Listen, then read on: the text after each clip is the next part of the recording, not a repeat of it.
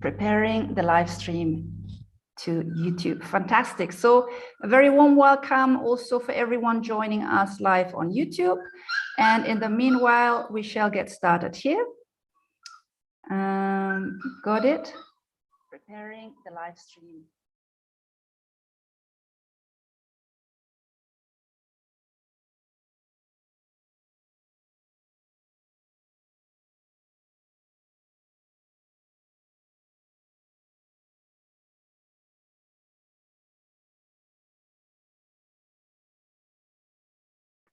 All right. Okay. Sorry, we have 6 baby dogs, in case you don't know, and one of them is screaming rather loud. Who is joining their screen now? Let me see. Yasin, you're joining your screen. Please stop the screen share, otherwise I need to kick you out of the room. Okay. Let me stop. Okay. All right, we're back. Okay, let's get started, everyone. Are you ready? Let us know if you're ready. Let's get started. And I'm going to share my presentation now with you. Thank you for holding tight until I got everything sorted. And let's start the presentation. Okay, fantastic. So first of all, can you see the part? Can you see the screen? Can you see my fantastic? Thanks for the thumbs up. All right. Okay, so dear Africa Business Jumpstarters, a very, very warm welcome to our big live session, which I titled today, How to Make $100,000 in Africa Fast. And I added the little ER fast there, because of course, we are not going to talk about get quick rich schemes and, you know, fast may be or may mean something else for everyone. So how to make $100,000 in Africa faster. This is really an insight into the kind of stuff we are learning in our Africa Business Academy. The Africa Business Academy is my inner circle online, and we are meeting each week. So today you're getting a taste of that in real time. For those of you who are not aware of me or my work, my name is Dr. Harnet. I'm a certified business trainer, an Africa business coaching consultant. I'm an entrepreneur now of 2 companies, a speaker, an author, and a champion for Africa. I'm also a proud mom of 2 boys. And my work has been featured on Forbes Africa, KLM Air France, the Africa CEO Forum, and Africa Business Conference at Harvard, as well as at Google in Silicon Valley, where I spoke. Today, I want to introduce you to our presentation with this quote. Give a man or a woman a fish and you feed him for a day. Teach a man how to fish and you feed him for a lifetime. So that really sets the tone for our presentation today, because I am not going to share, you know, a concrete get rich scheme in Africa. I rather want to teach you how to do business and how to do it in a way that gets you to your goal, in this case, the $100,000 US, much faster. So in this session, I want to share 8 vital steps to make your first $100,000 in Africa. But even if you're in business already and you may have reached that milestone, I'm sharing some tips in regards to how you can really accelerate your success on the continent. I will first share the 8 steps with you, which will serve you as a foundation for your success. And then I share some great business ideas you can use to meet your goal. I will also then offer a Q&A to answer some of your questions in regards to your own business or investment ambitions on the continent. So first of all, I want to remind everyone, and I actually want to quickly check, can you hear me well? let me just quickly check with you. Can you hear me loud and clear? Is my microphone working loud and clear? Okay, fantastic. Going back. So I want to remind everyone that 75 to 80% of businesses are actually closing in the first 2 years in Nigeria, and about the same number in the first 3 years in Kenya.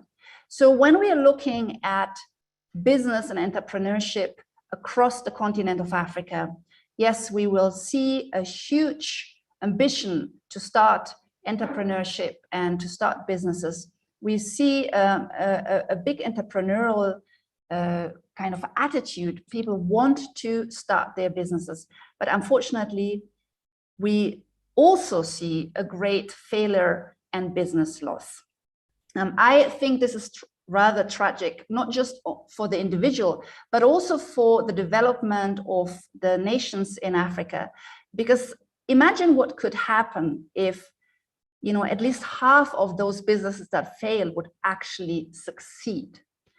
What would happen in terms of job creation on the continent, what would happen in regards to contributing to the national economy in each of the countries. But because we see such a big business loss, we rather have to ask ourselves, why is that? And I believe that you know, big parts of that is because business leaders, especially young entrepreneurs and those who want to start a new business or investment in Africa, don't really know what they're doing. They have not learned how to run a business efficiently, or they're not aware how to do so in the context of Africa. And that is important to understand because, you know, this is the context in which I teach. I want more of you to succeed, and I want more of you to not just start a kind of a corner shop in Africa that is just making it, but to how to really start businesses or run businesses that are profitable. And there is a science to that, and that's what I teach in the context of Africa. So if we then continue, we actually, as you're all aware of, we're actually seeing a much greater loss of business across the continent due to the current pandemic that is still continuing. But not only are we seeing businesses that are struggling or failing as a result of the pandemic, but we are also now seeing that the way how we will do business is changing. And this is changing fast across the continent. So we really have three scenarios happening. And I want you, dear Africa Business Jumpstarters, to be very aware of that.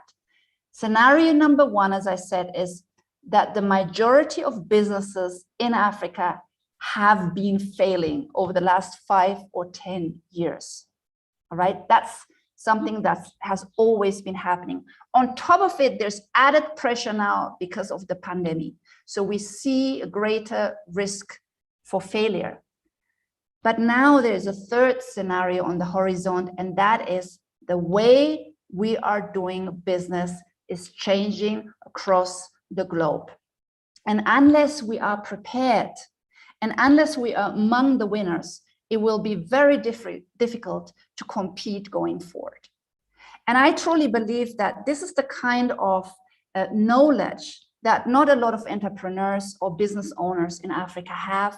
And for that reason, they're either failing or struggling or remaining as small businesses at the bottom line for years to come. So let me ask you again, are you ready now to dive into the 8 steps that will allow you to really be among the winners? And that's why I teach, you know, among Africa Business Jumpstarters, among the diaspora, those on the continent, and in our academy. What does it actually take to be among the winners?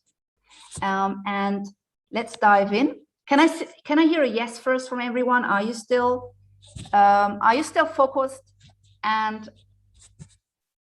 are you hearing me well? Fantastic. Okay, so let's dive into the 8 success tips that I would like to share with you today.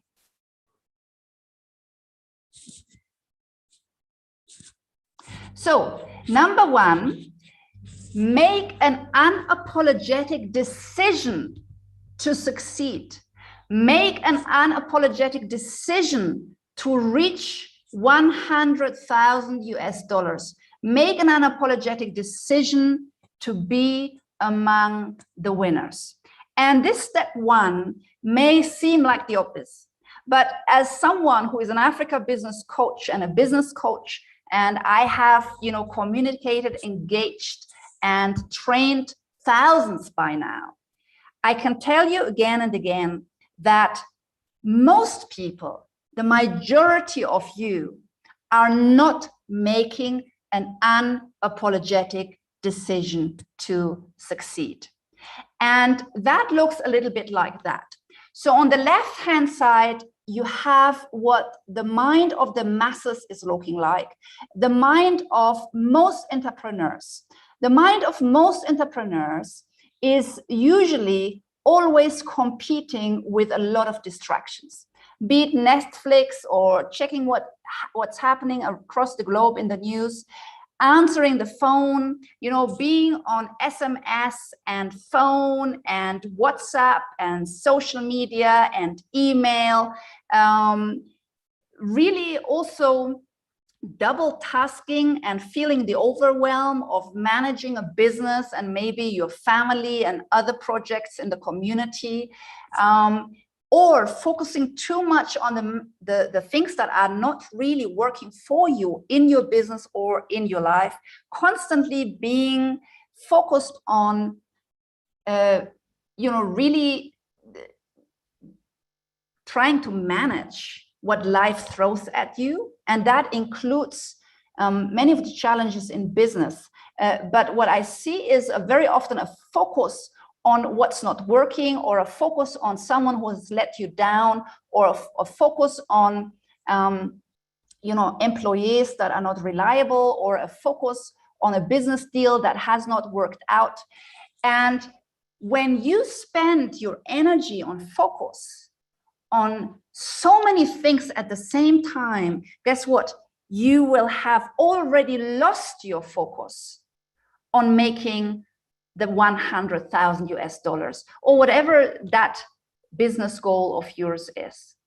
And when you look now at the right-hand side, what you see is your goal and the stairs to success. And what you will find in a focused mind is that a focused mind simplifies things. Number 1, a focused mind will take out the distractions, because the goal of becoming successful is far, far more important than answering 100 WhatsApp messages or SMS or emails, because the focus on your goal cannot compete with the news or the latest movie or whatever is happening around you. And that is becoming much more difficult in these times, because we are living in an age of constant distraction and constantly information being thrown at us. So I really put this in as your step number 1.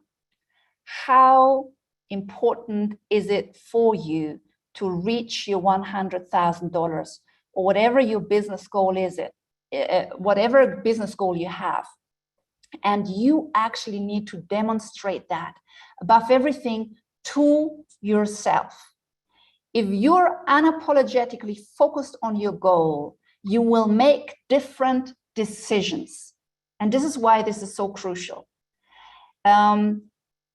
People are, for example, telling me, Dr. Harnet, it's so difficult to reach you. What? You're not on WhatsApp?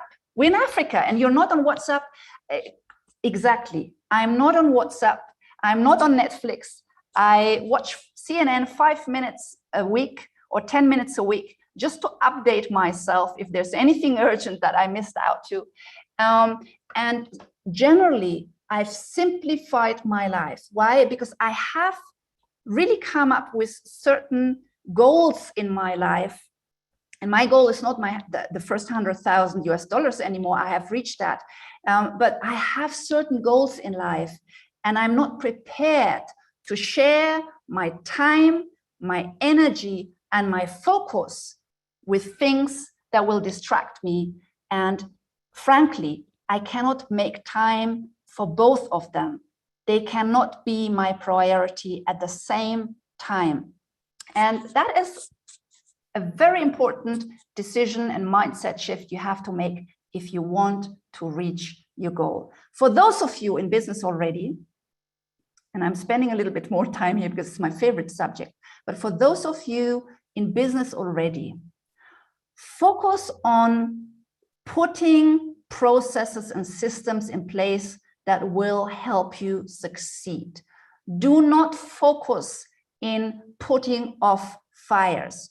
There will always be engagements in business that are disappointing. There will always be interactions or experiences that you wished had not happened. And there will always be setbacks. You now have a choice to engage in them because maybe you feel it has been unjust or someone has been treating you unfair. You can engage in them and then continue to spend your time and your money and your energy on those, or you can just tick it off and say, or cross it off rather, and say, you know, I'm done with that. Let me cut my losses here. Let me continue to focus. And that is a major, you know, success attitude to have. So step number 2 then, for reaching your business goal and the 100,000 US dollar faster, is to choose a low risk country coupled with a low risk industry and a low risk business model in Africa.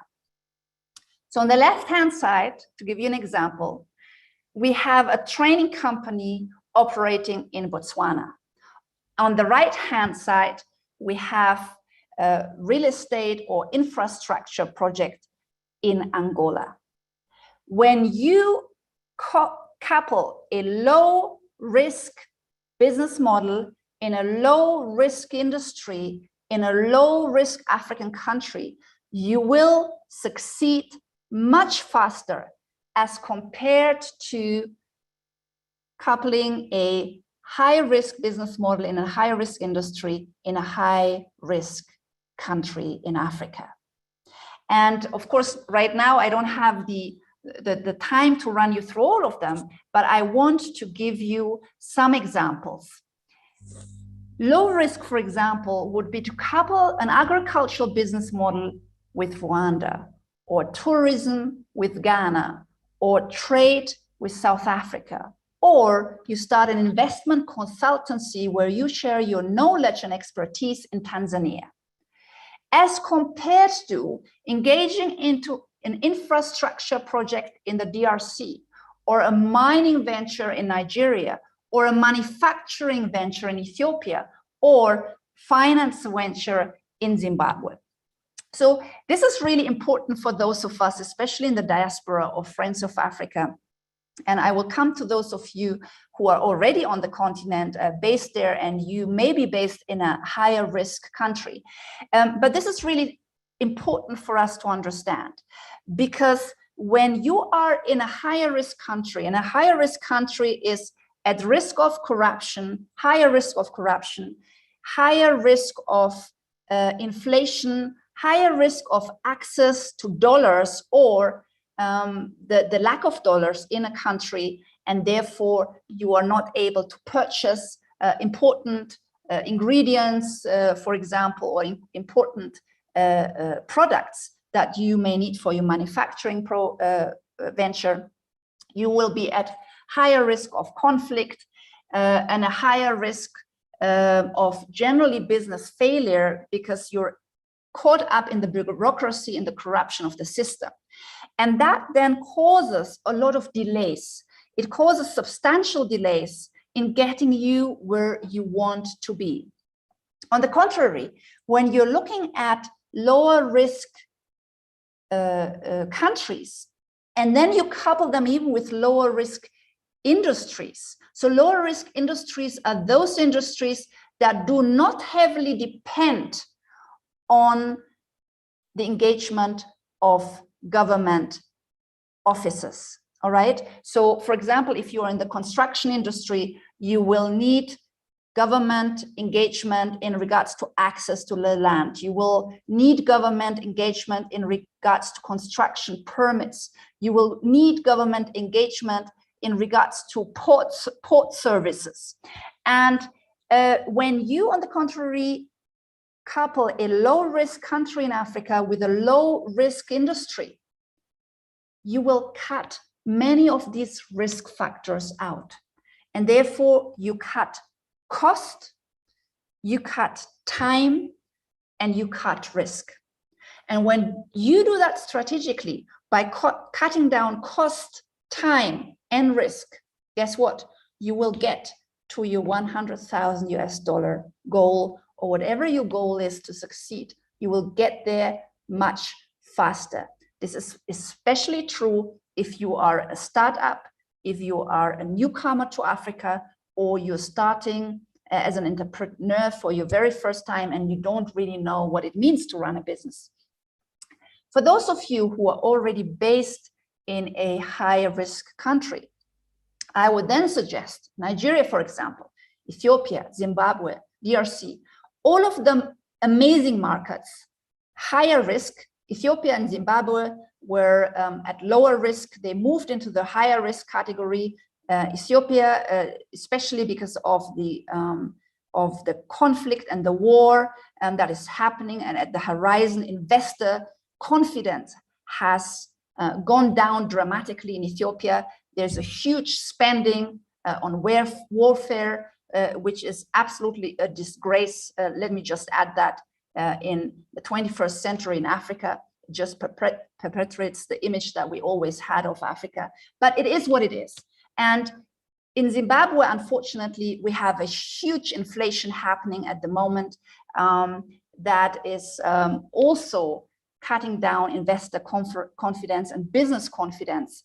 And we have markets like these, unfortunately, slipping from a quite good position into a higher risk category. Now, if you are based in these markets already, these are still amazing dynamic markets, all of them, but then couple them with a lower risk industry. That is my advice. If you are situated in a high risk market, couple the high risk market location with a low risk industry, such as tourism, such as agriculture, such as trade, such as putting your knowledge forward, so consultancy, training, such as online business, where you are not trading or, let's say, warehousing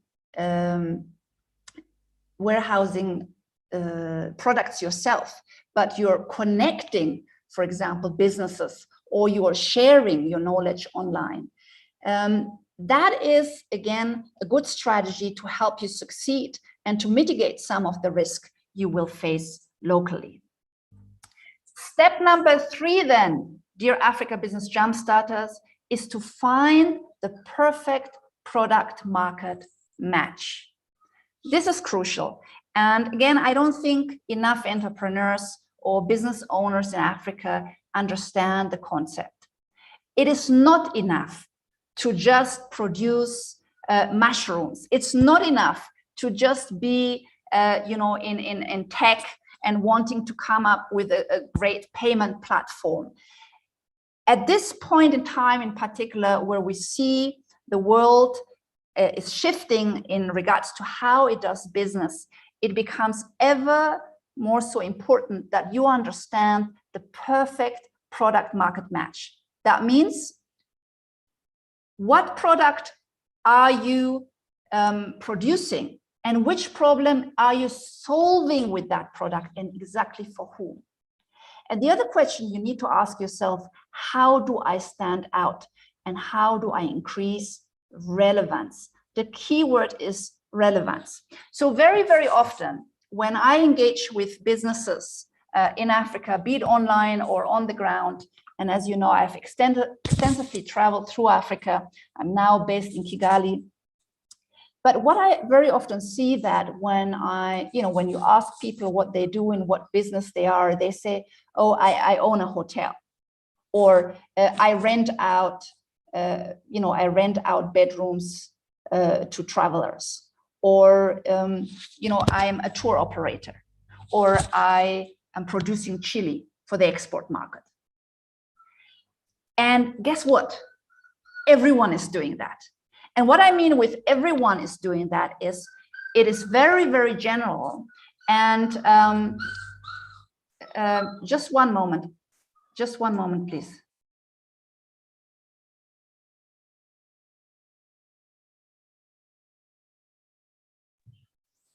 Sorry, I was just asking my son we have like a crybaby. We have 8 dogs, 6 babies, and one he's a crybaby. All right, so let me continue. So it is so crucial that you understand that when I say everyone does that, what I mean by that is everyone goes to general.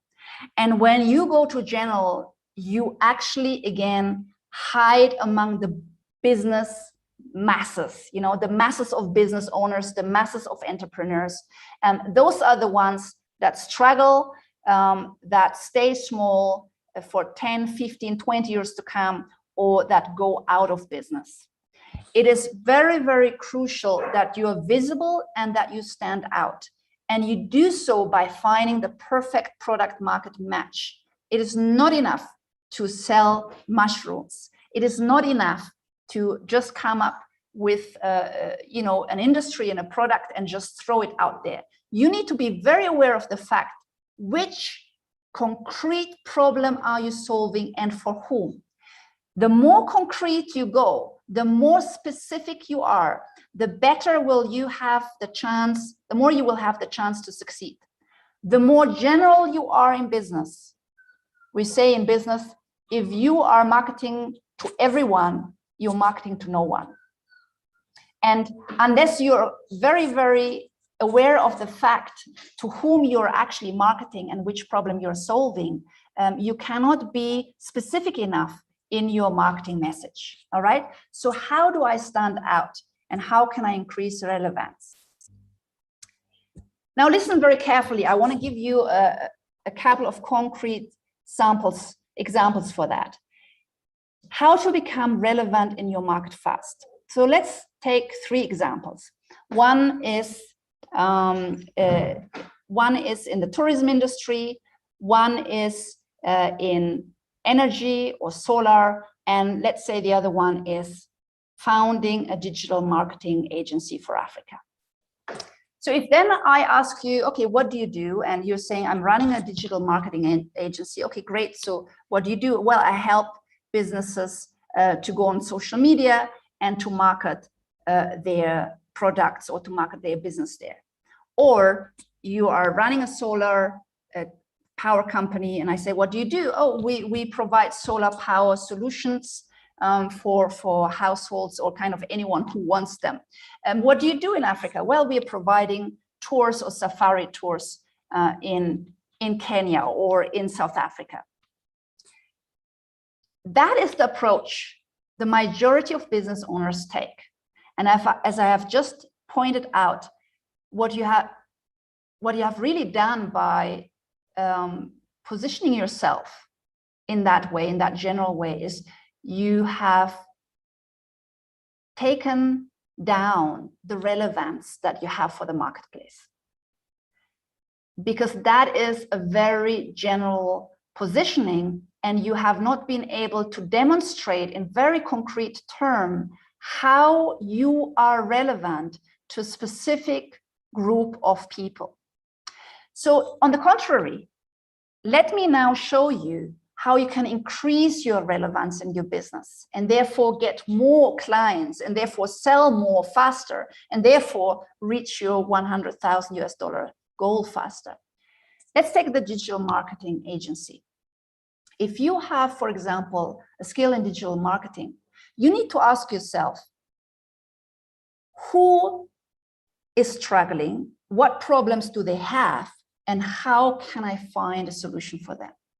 For example, we see the tourism industry across Africa struggling big time. And everyone knows, of course, why that is during the pandemic.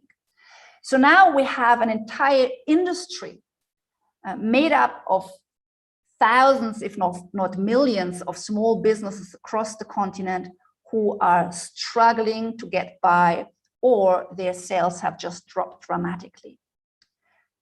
You now need to, for example, take the tourism industry and choose on a particular market. You could choose any market, I would say, well, either where you're based already, or a market where tourism is really on a great upward trend, right? Ghana wants to become the #1 tourism destination for the west of Africa, for example. Kenya is the leader of the tourism industry across the continent, together with South Africa, especially in regards to safaris and ecotourism, and it's a leader of tourism in East Africa. So you could choose one of those leaders. So let's go with Ghana as an example.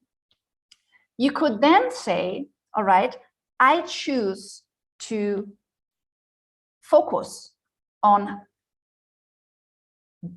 family-owned businesses in the tourism industry in Ghana who are still in business, but they're struggling with their numbers, all right?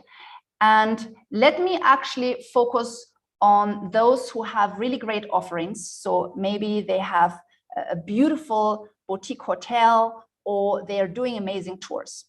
And now you're positioning yourself as a digital marketing agency that helps tourism, hotel or tourism companies in Ghana or in Accra to raise their sales again after COVID-19.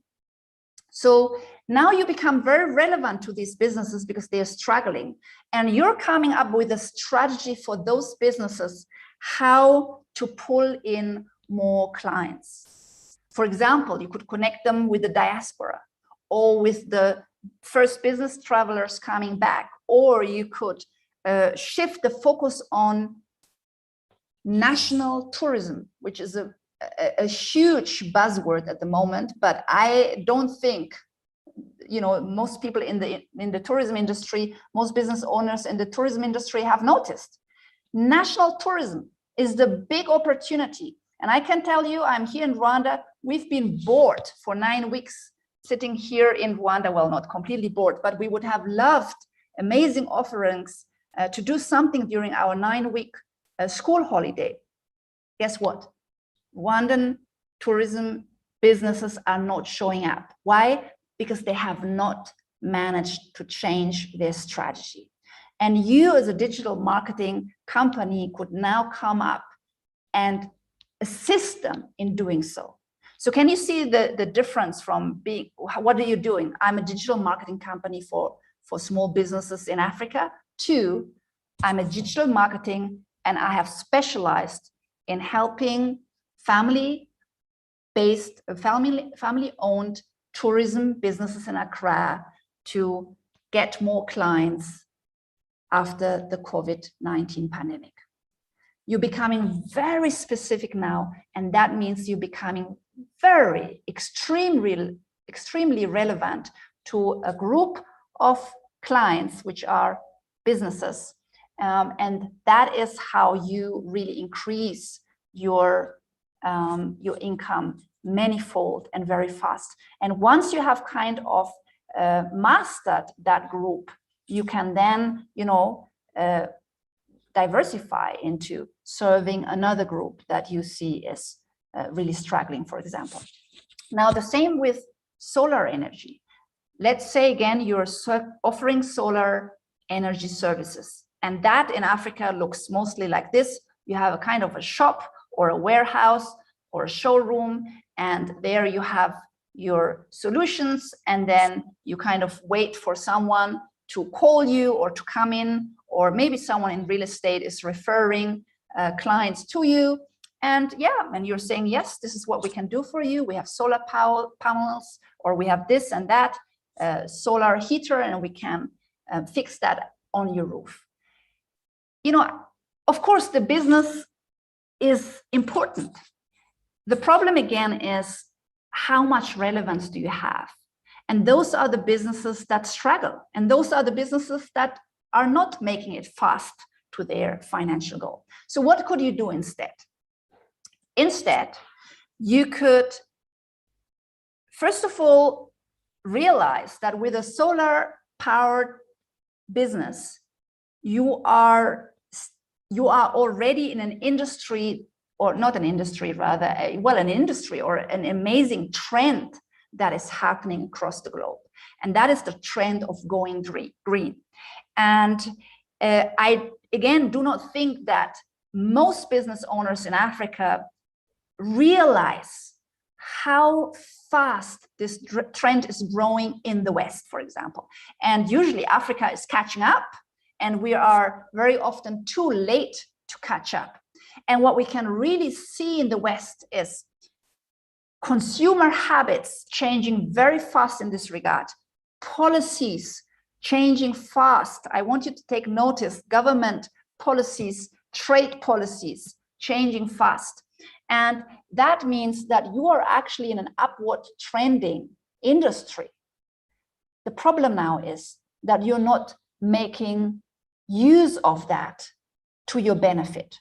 Instead, most of these solar power companies are just hiding somewhere among other shops, and no one really knows. So what you can do, for example, instead, is to position yourself as someone who provides businesses in Africa, such as manufacturing businesses. So I would go with businesses that are trading for export, all right? So we're looking at manufacturing businesses or agricultural businesses that are producing for export.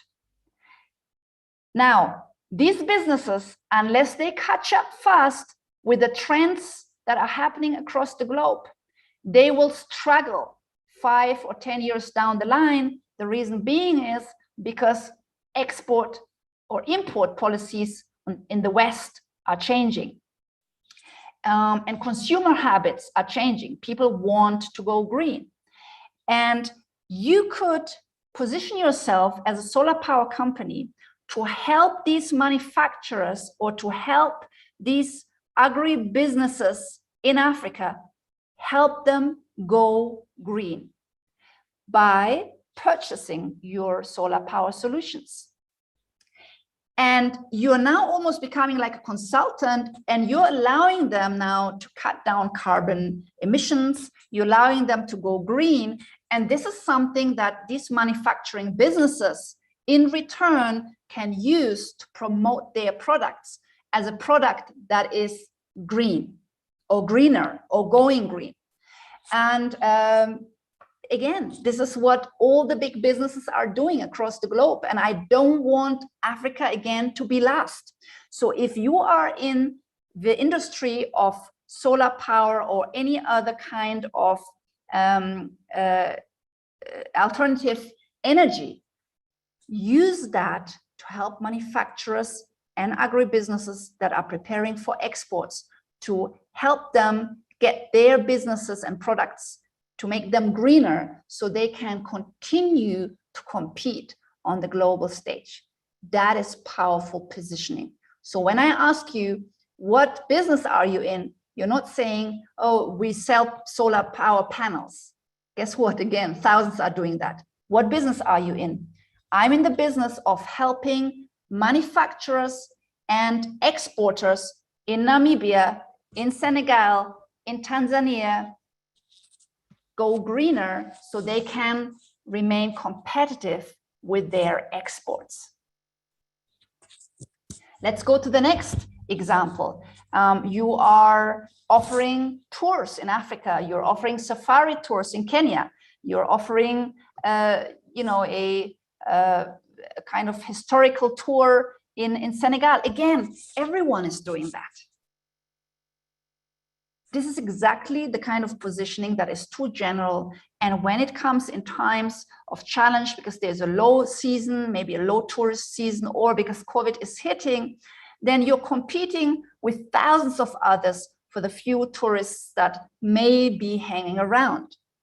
So again, it is very important that you now position yourself differently and that you increase your relevance.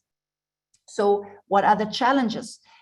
Look at the people who are traveling or who want tourist experiences. And I mentioned it to you when you're looking at the big school of my children, and there are 1,200 children in the school.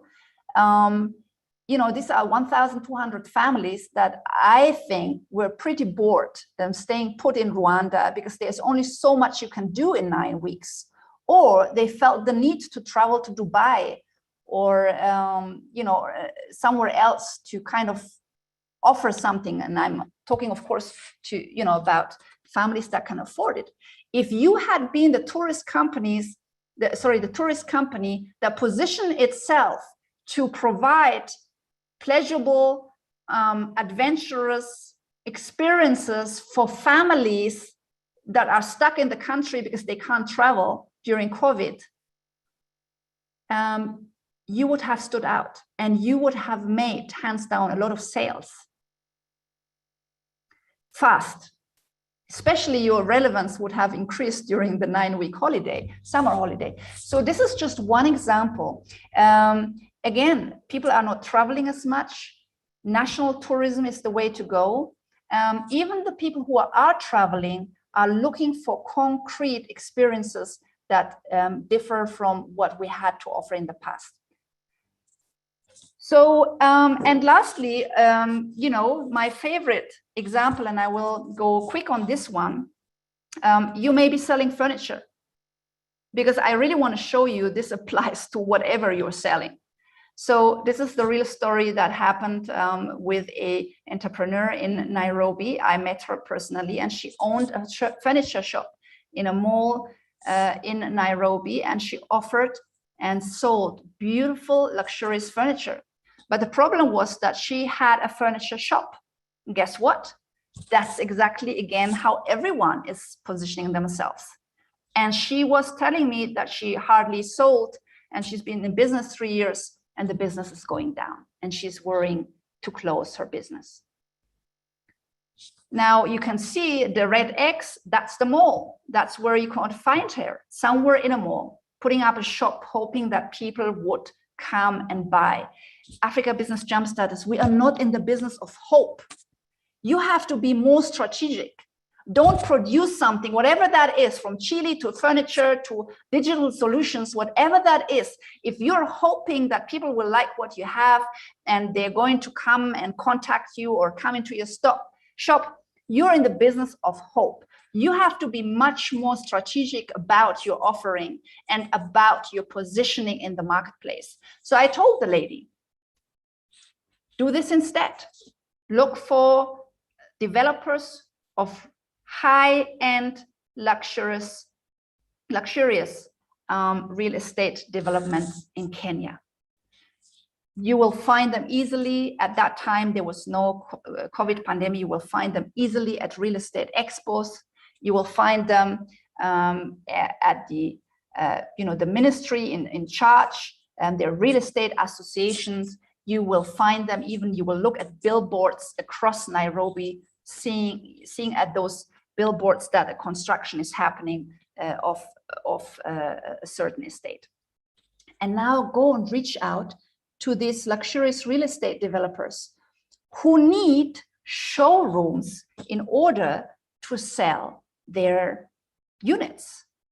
And guess what? For these showrooms, since we are talking luxury, they need luxurious furniture. And they travel to Dubai or South Africa or China to get that. And this is something a high-end developer in Ghana also told me. So I'm always sharing real stories from the ground. He said he had to travel all the way to South Africa or send someone to get the kind of furniture he wants for his luxury development, because he can't get that in Ghana. Now, that lady, she's already in Nairobi selling amazing pieces, but instead of sitting in a mall waiting, become the go-to authority for high-end real estate developers and become the showroom expert. That is the positioning that can get you to your $100,000 very fast. Step number 3, sell higher-end products to higher-end consumers. That is step number 3. Because when you sell to the poor, you get low profit margins. And therefore, I'm putting this sentence out here, this business success tip: do not sell to the poor. And that, of course, I know is very hard for some of us to grasp, but guess what? When you are starting your business and you're starting out for the first time, or you're branching out into Africa for the very first time, your main goal is to succeed, not to help the world. Once you succeed, you can then continue to help the poor, either because you now branch out with a product to reach poorer communities, or because maybe you are donating or going into community services. But in the beginning, dear Africa Business Jumpstarters, you have to understand this. When you serve the poor, you are dealing with low profit margins. And that means that you have to really roll out big quantities of products or services, big quantities, in order to make it. When you are a small business or a startup or a branch starting in Africa, it is impossible to reach high volumes as a startup and to really meet your goal. Leave this one for the time being to people who are already in business and they know what they're doing. Leave this to larger companies or those with enough money so they can roll out big quantities. Instead, for the majority of us, I highly recommend that you are choosing products and services and target clients where you have high profit margins. That will allow you to sell less and to reach your goal much faster. Again, once you are successful in business, you then can continue to make your impact on poorer communities if you wish to do so. And I know this is important to most of us. We want to make a positive impact also on the poorer communities. But important is in the beginning that you succeed. Because if you fail, no one wins. Neither you, nor the poor communities, nor Africa. And remember, 80% of businesses in Africa fail in the first 2 to 3 years. You don't want to be among them.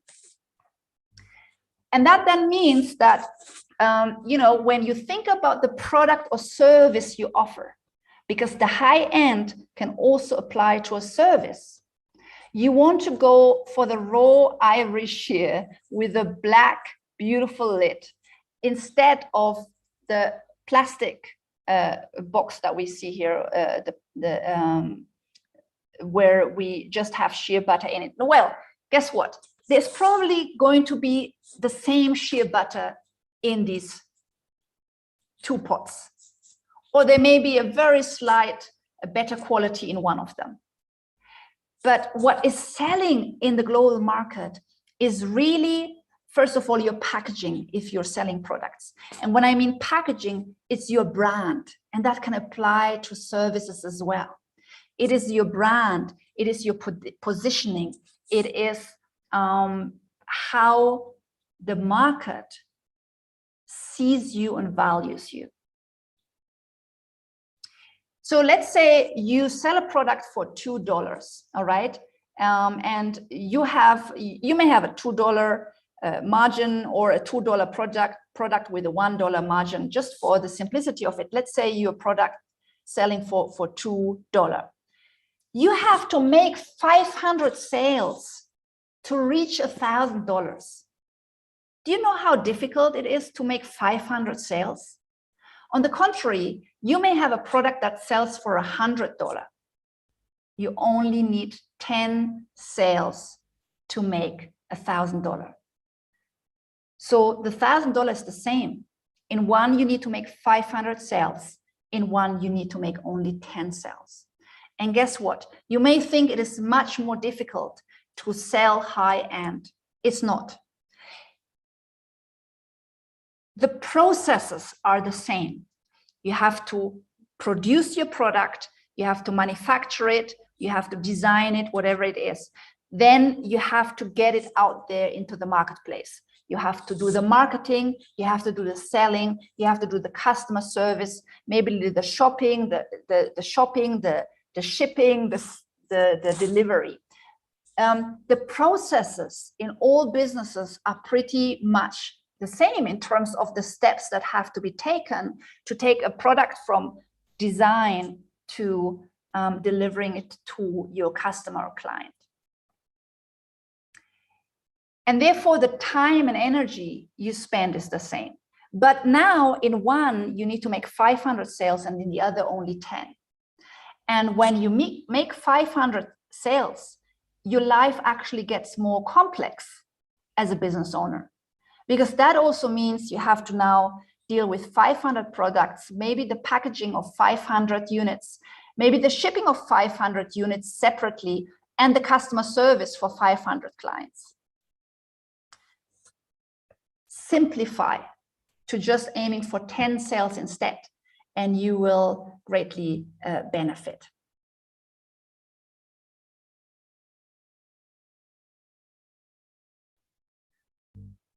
So going to the next slide, just very quickly, if you're in the tourism industry, it looks like this. Go for the high-end tourists and tourism as compared to the lower end.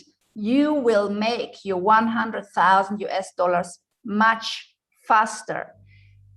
Again, go for the high value crops as compared to the lower value crops. So let me give you an example here.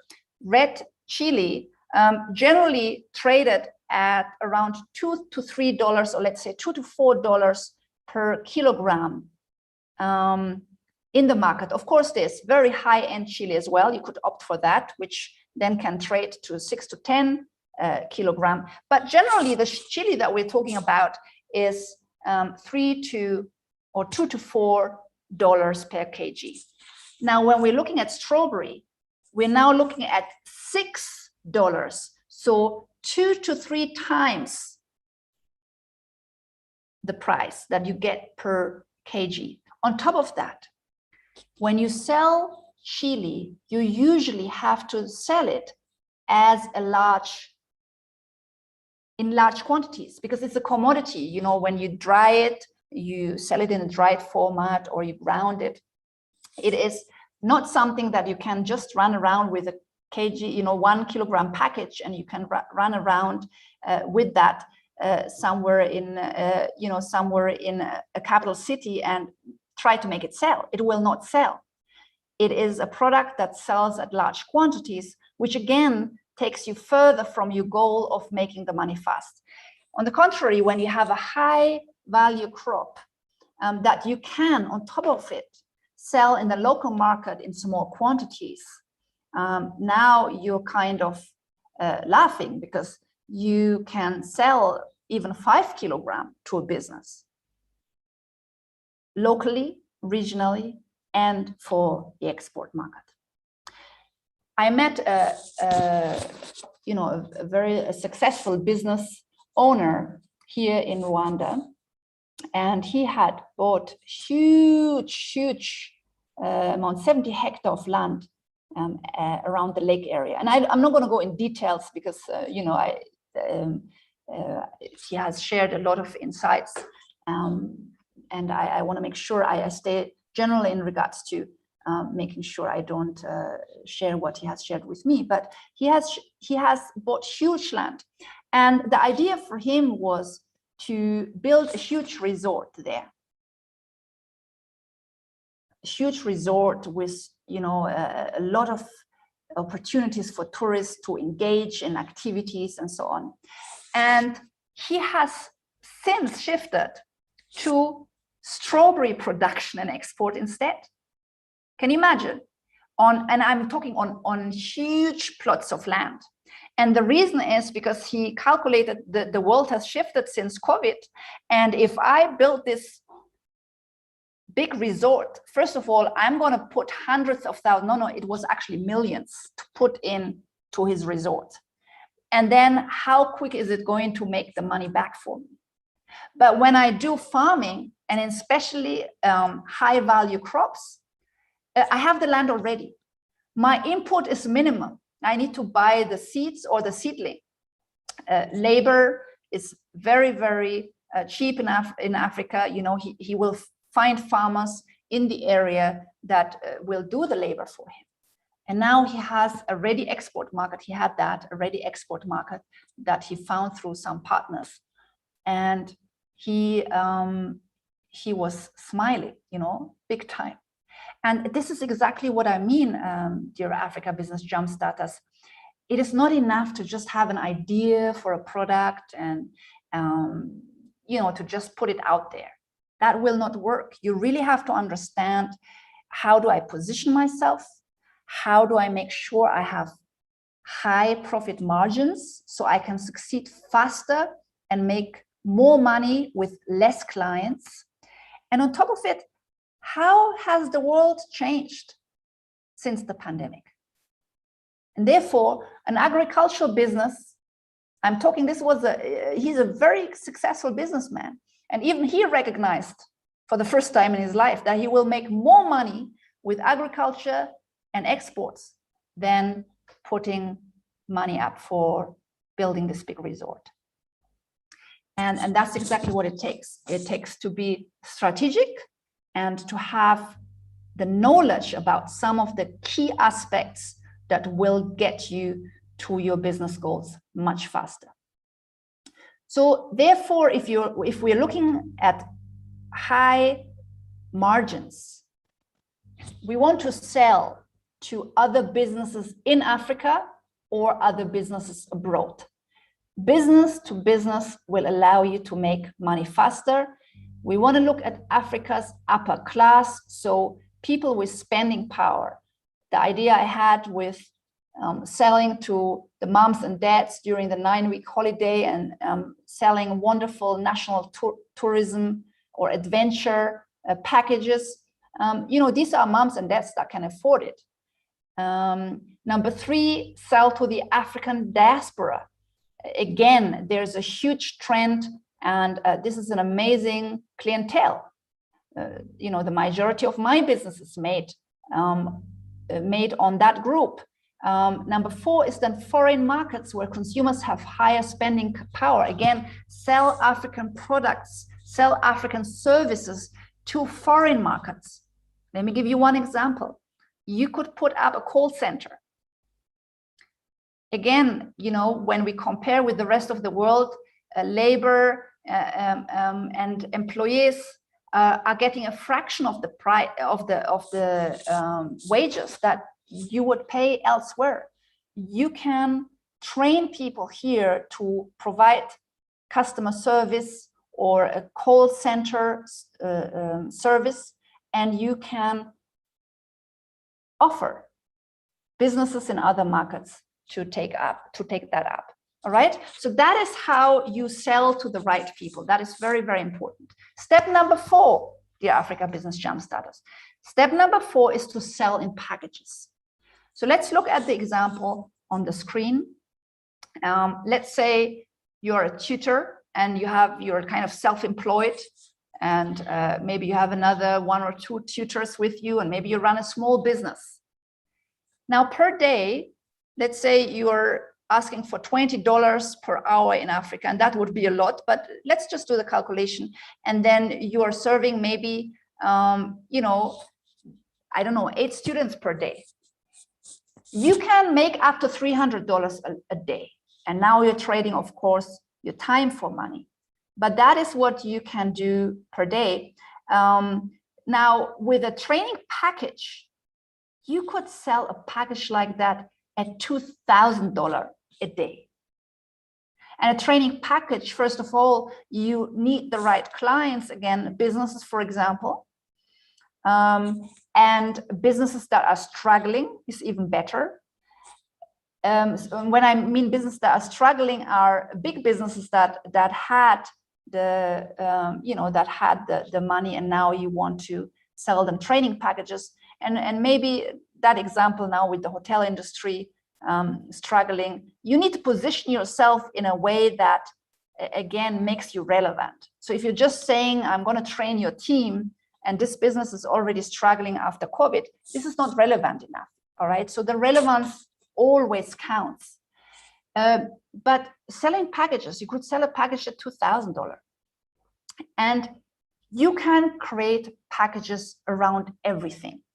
You may think, but I'm in agriculture. I'm growing tomatoes. How can I sell a package? I'm going to share an example later on. So stop and think about the business you have, the product offering, the service offering.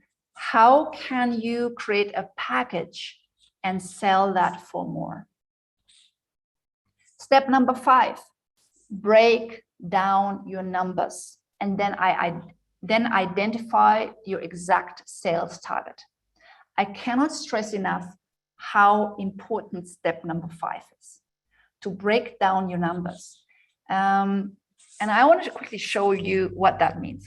So let's say you have a goal of $100,000 per year. Well, going back to focus, you know, what we heard in the beginning of this session, most people just want to make money. They want to make money, or I had some sales, I want to sell more, I want to make more money. And they are not exactly really understanding how that translates in terms of their financial goals or how many units they have to sell. So a lot of people who say, I want to make 100,000 per year, or I want to make 1 million per year. And if you then ask them, okay, how much do you have to sell per day? They would not know, because they have not broken down that. So if you have a goal of 100,000 per year, it means you want to make 8,333 per month. And that really results in $280 a day. And now it becomes much more concrete. Okay, so you're aiming for $280 a day. And for those of you in agriculture, okay, you may not sell it daily because you're growing.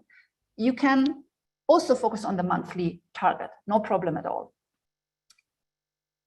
Now you have to ask yourself, how many units do I have to sell each day or each month to make the 100,000? So that means, how many products do I have to sell per day to reach the 8,300 per month, to reach the 100,000 per year?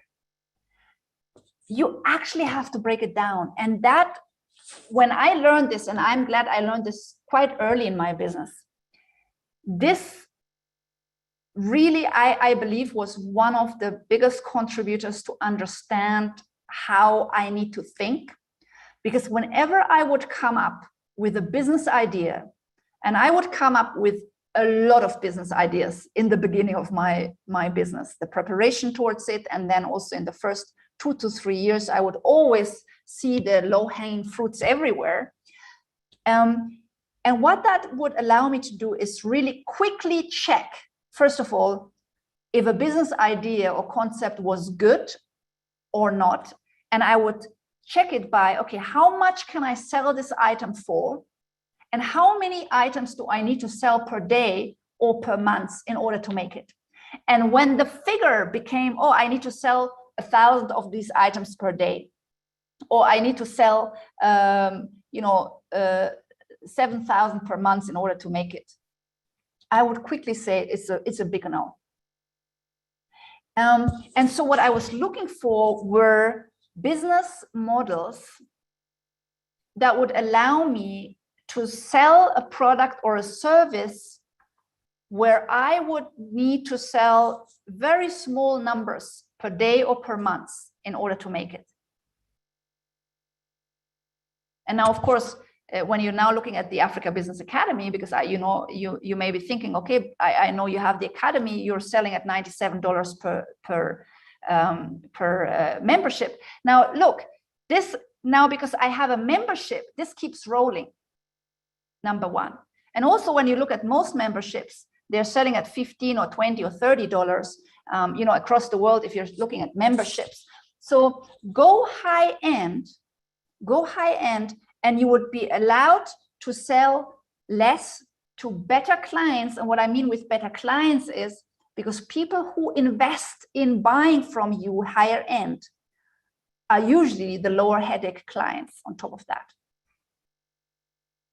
It's a very interesting concept. This is what you will learn from a lot of business people. If you're selling at lower rate to a lot of people who can just afford it, you will have much more headaches than selling fewer items or fewer products to fewer clients, who very often turn out to be better clients. Because why? Because they have invested in you or in your product or in your service. All right, so this is huge to business success. So the other example here, for example, let's say you are offering interior design services at $2,000 per project. You just have to make 4 sales a month. If you're selling moringa powder at $10 a kilo, well, if you're selling now per kilo, you have to make 800 sales a month. But if you decide to sell to companies instead, manufacturers, and one manufacturer orders on average 1,000 kg, now you have to make only 8 sales a month. And I want you to do that. And it doesn't matter if you're in your business concept stage where you are still playing with business ideas or concepts, or you have started, you have already designed your product and service, and you're ready to go out there, or you are in business already. It doesn't matter at which stage you are. I want you to always think, how can I become higher end? And how can I serve fewer customers with fewer products? How can I add value to my product so I can sell it for more? And that will serve you greatly if you're at the beginning of your business journey or if you are struggling business right now, because it will allow you to really focus on fewer clients and still make the same amount of money, but now faster and with far less stress. You're allowing to simplify. Okay, and that is another keyword I want to pop in here: how to simplify your business. If your business is too complex because you're having too many offers at too many price ranges and too many service offerings or product offerings, it's too complex. You're again trying to, what you're trying is really, you're trying to make up for one arm not making enough, and now you created 5 arms in your business, or even 10 product offerings or 10 service offerings, because you think if I'm offering this and this and this and this, then I can make more sales. It's a completely, it's a way of thinking that does not serve you. It serves you much better to simplify your offerings. Only have 1 offering or 2, especially in the beginning. Again, once you're in 3 years, 5 years, 10 years, and you are like enjoying because you're making so much money, then you can diversify if you choose to do so. But a business that simplifies its product offerings is much, much better because you can really focus on getting that right and focusing on selling more rather than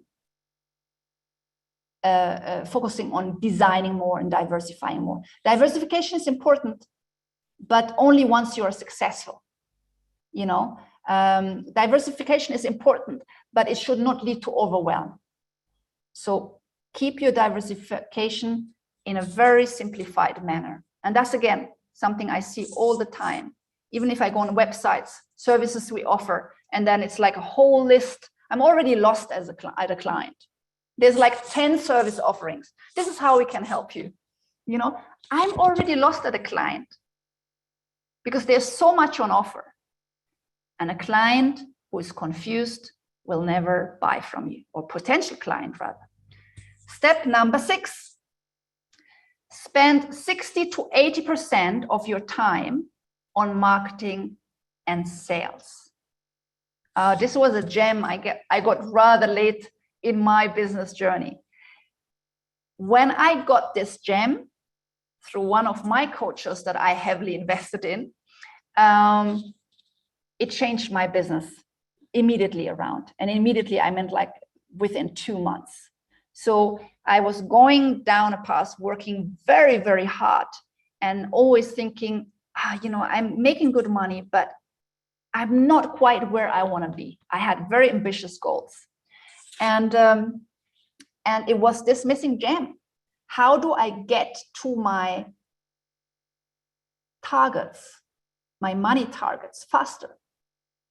It may be 100,000 for you. It may be 500,000. It may be your first 10,000. Whatever it is, you will get there by being confident that you have completed the design of your product or service. You have an offering, and the offering may not be perfect. It doesn't have to be. And now you're focusing on marketing and sales. Most business owners and entrepreneurs are focusing their 60 to 80% of their time on other things.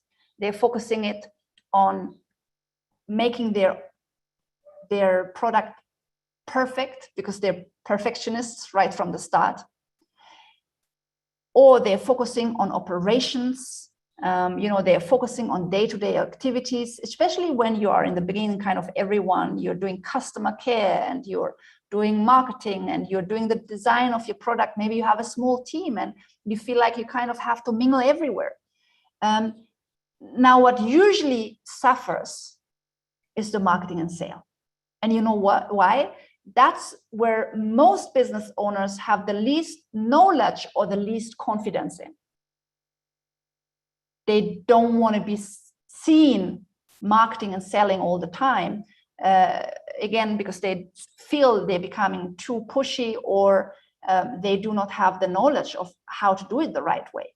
And then they maybe print some flyers or put some Facebook page out there, and they're, you know, obsessed with getting enough likes on Facebook and social media for their business account or profile. And guess what? Facebook likes or likes on Twitter and all that doesn't result in sales. You have to really understand your marketing strategy and your sales strategy in order to apply advertisement on those social media platforms. And those who succeed with their social media digital marketing are those who invest in the social media marketing. Usually it's advertisement, for example. You know, YouTube is one that stands out a little bit, where you don't need to necessarily do paid advertisement in order to get potential customers and clients. But generally, what I'm talking about is spend 60 to 80% of your time on marketing and sales and doing it the right way. And doing it the right way, again, is to understand your client group and then to run targeting campaigns, marketing and sales campaigns. Yeah, this is very, very important. If you're in business, you have to become a marketer and a salesperson. And maybe it's your lack of knowledge or your lack of skill in marketing and sales that results in a poor performance of your business if you're in business already. Or, as it was in my case, I had really educate myself in marketing and sales, but I've spent much too little time on it, far too little time on it. So when I got that gem, my business success and my profits turned around within 2 to 3 months. It was huge, huge. And I'm like triple, you know, in a matter of 2 to 3 months. So this is a gem that I hope you would take away. Don't focus on becoming perfect. Focus on getting your product out there. And quick tip, ask your clients and your customers about feedback. If they're saying, no, I'm not buying, don't feel bad about it. Ask them, thank you, why are you not buying? If you mind, you know, to let me know, take a minute and let me know why you are not buying. Because a no is also feedback from the marketplace.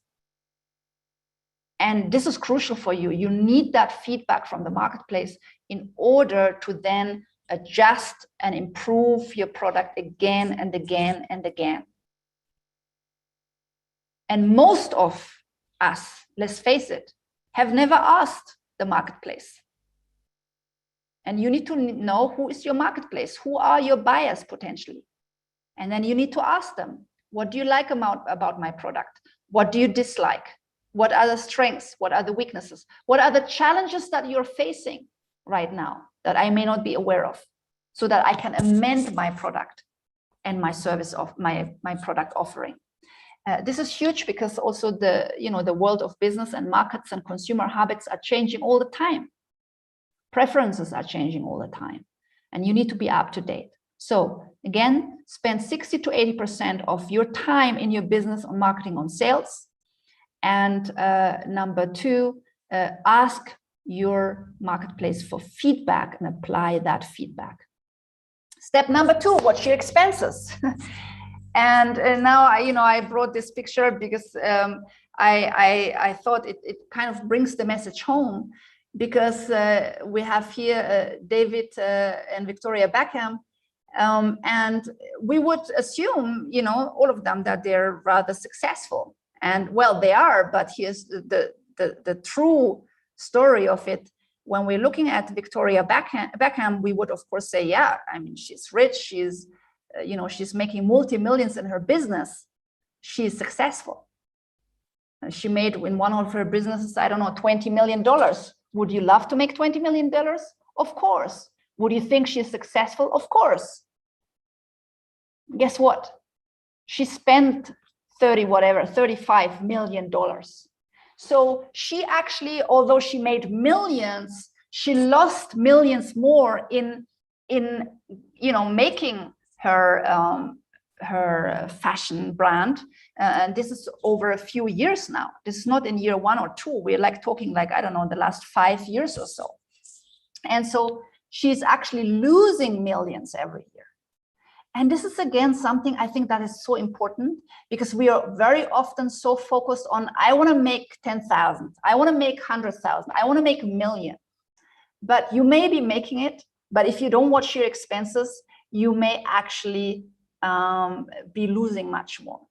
And therefore, I also like businesses and business models that do not take up a huge capital investment, especially in the beginning. In the context of Africa, the Africa Business Jumpstarters, you do not want to make a big capital injection. Why? Because the market is not predictable. There's not enough data out there for Africa or for your industry or for your consumer group to foresee if your business will succeed or not. There's not enough data out there. And we've seen big businesses coming into Africa, big business owners who have made millions already elsewhere, including foreigners. They've made millions in India or Lebanon or so on. And then they came into Africa thinking they can just, make a big capital injection, open a supermarket or some kind of supermarket chain or some kind of other business. And guess what? 1 year later or 2 years later, they're packing and going home. The reason being is, or they're sitting there 3 to 5 years later, hoping that they will actually make their money back. And I've met these business owners myself. who have completely miscalculated the market. And that is because they have made a big capital injection without understanding the market context of Africa and the individual countries they were operating in. So again, it's important that you watch your expenses. I believe, start with a low capital injection and a business model that does not require for you to have big expenses in the beginning, reoccurring big expenses. Make sure you start small to first test the market if you have big expenses, and to really make sure you still have a big profit margins at the end of it, so that you can actually reap your profits. So I'm very happy to say my business is by far more successful than that of Victoria Beckham. All right, so going to the next number 8, step number 8. Step number 8 then. Take massive action, dear Africa Business Jumpstarters. Take massive action. Now, what does that mean? The concept of massive action is a business concept. It's not something I've made up. It's something that is a business concept. And massive action is the kind of action that you cannot take on a daily basis, because it is massive in regards of the goal you set, the energy you're spending, and the kind of input you have to make. Okay, and therefore massive action needs a time period. You could run massive action over a period of 2 months, for example, or a 1 month massive action. You can even do a 1 week massive action, but it is a period of time. And here's what it means. Again, you are doing something where you usually feel outside of your comfort zone.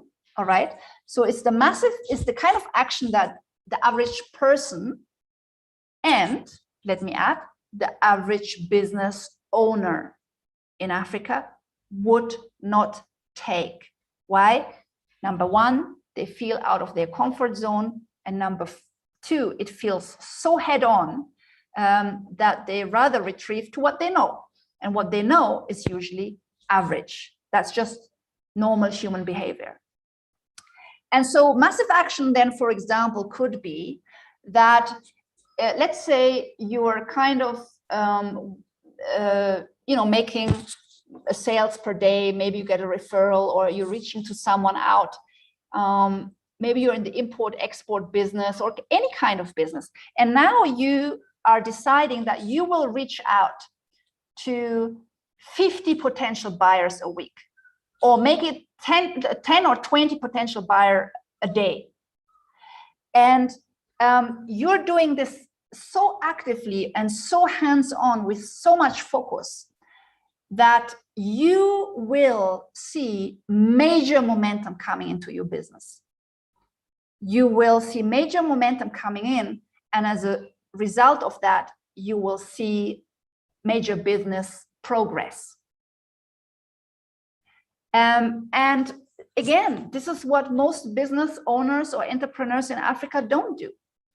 It doesn't matter if they're struggling or if they're just getting by, or even if they're,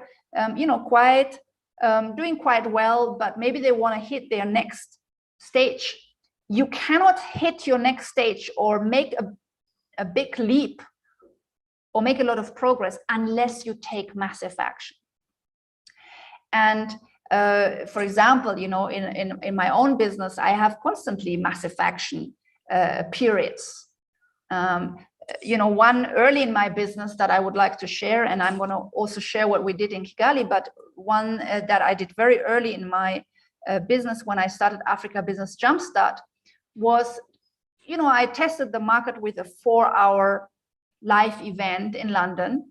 And this was very much up my comfort zone. I can do 4 hours in London. First of all, I knew London, and I knew I had some interested people there, and 4 hours is like half a day. And, I kind of did a quick shout out, and I got enough people in. But then I decided the next year, when I learned about the concept of massive action, I decided to take massive action. And so I decided to run then a live event in London, in Washington, D.C., and in California, in San Francisco at the time. And guess what? I had never been there or had run live events. And now I booked hotel rooms and I decided to do it for 2 days each in 3 cities for 2 entire days. Did that require massive action? Absolutely, because I did not want to embarrass myself. So now I needed to book hotel rooms and events and projectors, and I needed to put up a presentation that I could run for 2 consecutive days. And now I needed to do massive marketing because I wanted to make sure I get people into the room in London, in Washington, D.C., and in San Francisco. So I decided to take massive action. I put my goal out there, and guess what? I followed. And this is something you can do in your business. Most of us are going to the day-to-day routine of business, and we're going to the day-to-day challenges of businesses, and yeah, also the small successes or even good successes, but we're kind of running the business on a level that is, we do what we are used to. It's not taking us out of comfort zone. And when you take massive action in your business, you will see progress. So in Kigali with the new company, MyKibo, we did this in the very start with my team. Frank is here live supporting us today. I said, you know, we only have a small number of suppliers. We're an online agribusiness marketplace that is promoting African agribusiness products for free to the world. And we only had a small number of these products on the platform. We had around, you know, I don't know, 30 or 40 of these products. And I said, guys, we have 3 months and I need 150 more. And this was a huge task. It was massive action because it is not easy to convince anyone, you know, to just simply call up and join our platform. But we had a very ambitious target and we took massive action and we succeeded. And during that period where I decided it is massive action period, we onboarded more African suppliers than in the entire 2 years previously. All right, so this is a very important concept that I want you to apply in order to reach your sales target, your $100,000 US, and to make progress in your business fast. All right, now I want to share just a few business ideas. I'm not going to share much in regards to business ideas because the topic today was not business ideas in Africa. The topic today was how you can reach to make your $100,000 US goal much faster than everyone else. Let me just quickly check if you're still there. I'm talking to myself. Are you still there? Can I get some feedback? Okay, fantastic.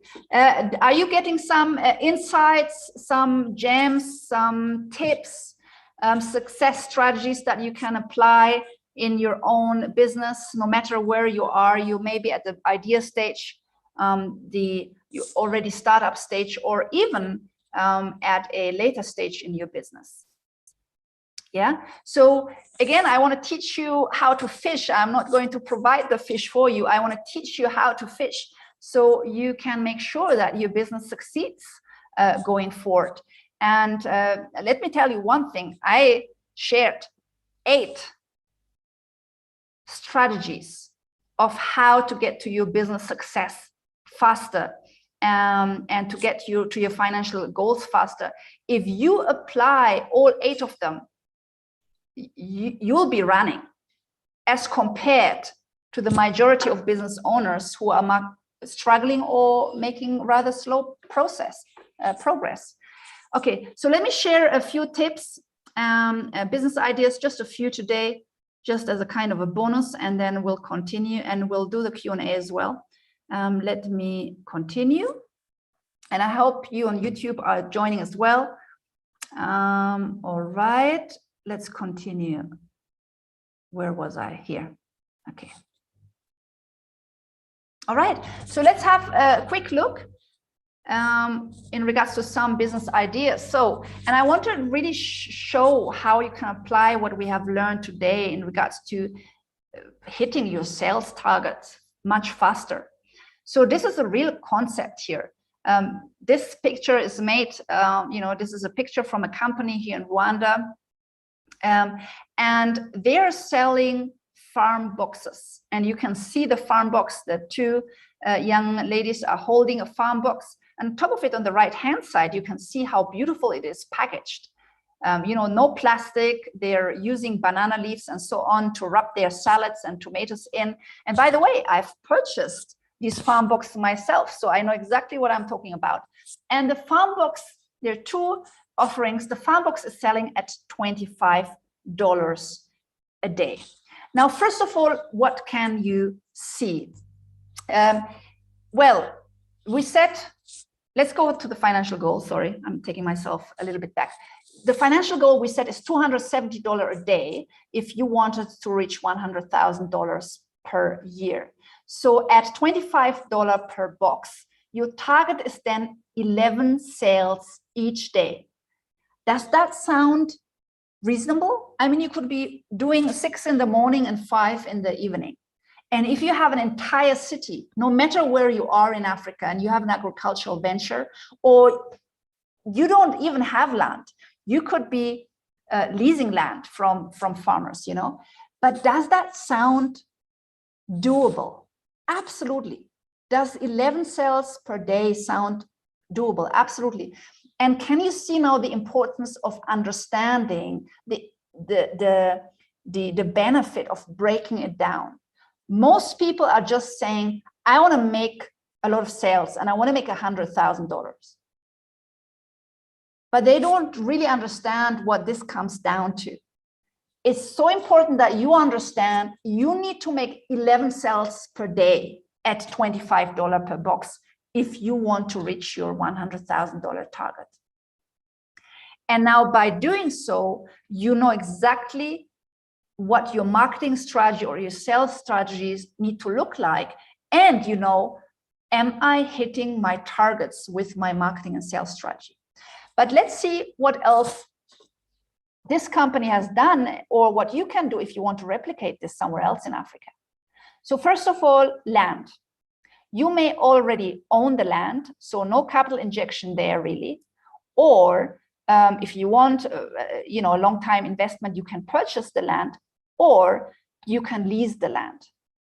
And I'm not joking. You can have you can have a hectare or something, or an acre.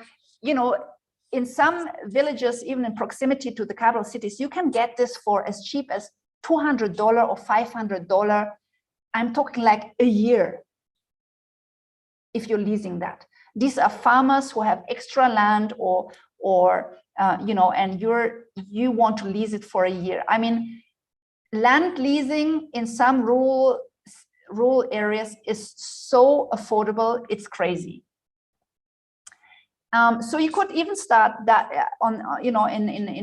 in that regard. And now you are what this company has also done. They're selling not on the markets of Kigali. They're selling to people who can afford to pay $25 per box. So these are the expats. These are the foreigners. These are, the business people that come in and that have decided to reside in Kigali. So they have also now targeted the higher end consumers. And on top of it, they have decided they want to stand out. They are offering delivery to your door. So you do not need to go to the supermarket, and you do not need to go to the local market. You get it right delivered at your door, fresh and organic. And they have packaged it So can you see how many boxes they ticked already of some things that I've taught you today? They're doing vegetables, and yet they managed to package it. And now the box becomes much more valuable to the consumer than the individual vegetable for which he or she may need to shop around. Okay, so feasible, doable with any kind of product. You just have to see how you do it. Here's another one: recruitment. For a senior banker, and you will get a commission per placement up to $10,000. Target 1 sale per month. And again, I'm showing you here what I have taught. Number one, make sure you do not have a lot of expenses. If you become a recruiter in Africa, you don't have expenses really, because you're doing most of it online. You may need to go to these what are they called? Career exhibitions, things like that. So you may need to travel and have expenses there, but you don't really have a big office or manufacturing machinery or ingredients that you need to purchase and ship across the border. This is just connecting talents, for example, in the diaspora with high-end, again, listen, high-end job opportunities in Africa. Can you see again, we're going for high-end. So job opportunities in Africa that are standing out, for example, is the banking industry. Make a note if you're interested. The banking industry, engineers, especially for larger infrastructure projects, well-experienced engineers, and then also what was the other one? Just lost it. Salespeople, that's what I want to say. Salespeople, so sales experts, marketing experts, sales experts, and also another one could also be, oh God, my mind is not working. Okay, engineers, banking services, financial services in general, sales experts, marketing experts, digital marketing experts. Those are the kind of recruitments that pay more because there's a lot of value perceived in them on the continent of Africa. So if you're placing a senior banker, for example, he will get a competitive rate of around $100,000, okay? And this is information, by the way, that I got, believe it or not, from the director. I don't know if she's still in her job, but she was the director of Barclays Bank Africa in Zambia. And she and her HR department traveled all the way to London, that's where I met her, to hire people for the banking industry. And she told me that it's very competitive rates with the rest of the world. So a senior banker can get $100,000 per year, and you will get, that's what the HR manager told me, you will get about 10%. If you place someone with her HR department, you will get 10% of the annual salary. And for the senior banker in particular, that would make $10,000. So that's 1 sale a month is your target. Is that feasible? Absolutely. Marketing packages. Let's say you're offering marketing packages as at $1 per company per month. Which companies are needing your marketing services? It's, for example, the tourism industry, as we've discussed. It's the financial industry, insurance companies, for example, or e-commerce companies that need to get the word out. And if that is a skill you have, you can put packages around these companies, make sure you become an expert for them in a particular niche or industry, and sell your services. I'm just simplifying it here at $1,000 per package. And that means you then need to make 8 sales a month. You could offer diaspora real estate packages at 5% per deal. So there's a lot of diaspora especially in the United States and the United Kingdom, but really across the world, that is looking to buy real estate. And they want to invest in real estate either for themselves, because they want to have an investment, they want to move with family, they want to have a retirement home, they want to use it as a business, or because they just want to put money into a good deal. And you have the diaspora and also other foreigners that you could focus on, foreigners that are coming into the continent. I said other foreigners, don't quote me on that. Some of you, this is just me like overthinking. So you have the diaspora from different foreign markets, especially the US and the UK, and then you have other people from other foreign markets who also want to come into Africa and invest in real estate. Now, if you are offering that at 5% per deal, you could make a 4,000 commission per deal. And you could split the commission depending on what's common for the market you're operating in. You could split this among the seller and the buyer. Guess what? 2 sales a month would get you to the 8,000, would get you to the 100,000 per year. And again, you have slow capital injection because you're really linking up buyers and sellers again. All right, so these were some of the ideas where I want to show you it doesn't have to be overly complicated or complex. What is important is that you understand the value you bring to the marketplace, okay? And the value to the marketplace is to be identified by understanding the challenge or what people are looking for. So don't start with your idea in your head or your heart, or maybe you have a business already. You really need to review your business and your offering to the marketplace and say, okay, what are the most pressing challenges for my consumer? What are the most pressing challenges for my target group at the moment? And how can I assist it?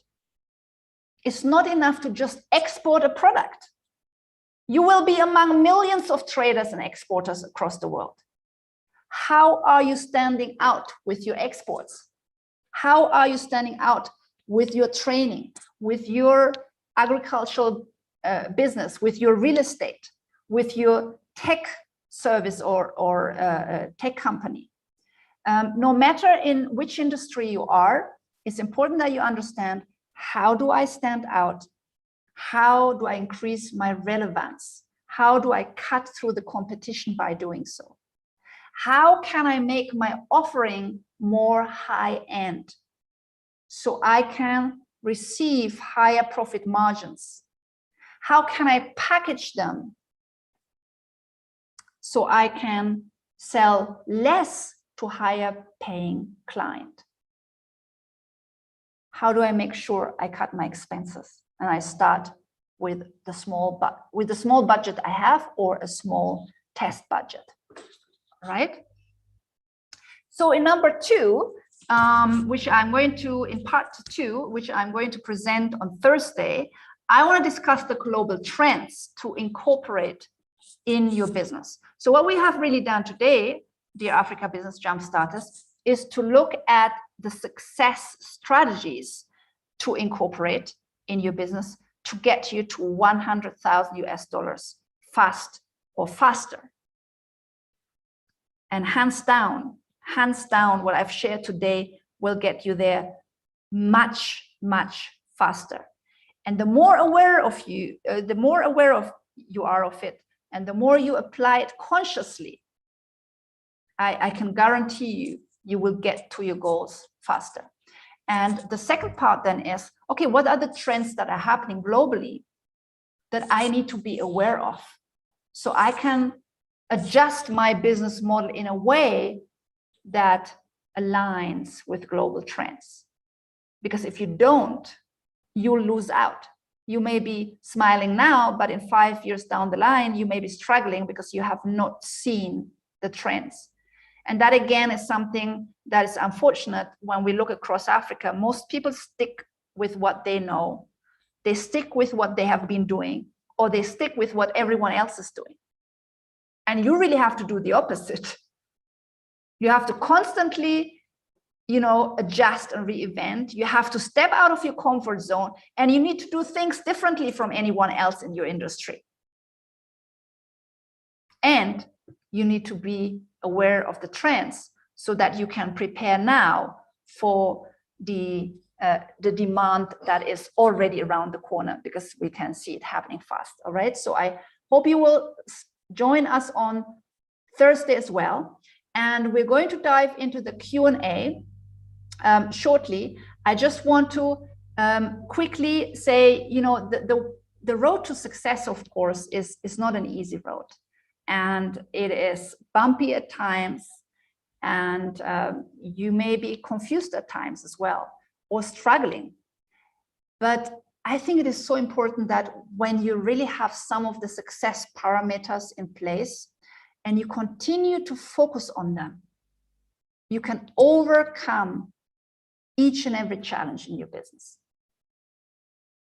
And that's why it's so important not to focus on the problem of not being able to figure something out right now, or the problem of COVID and less clients and how your business is struggling, to focus less on that and really focus on some of the success pillars that I have shared today, and focus on how you can implement them.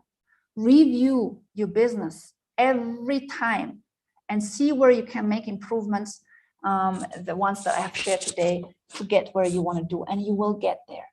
You will get there.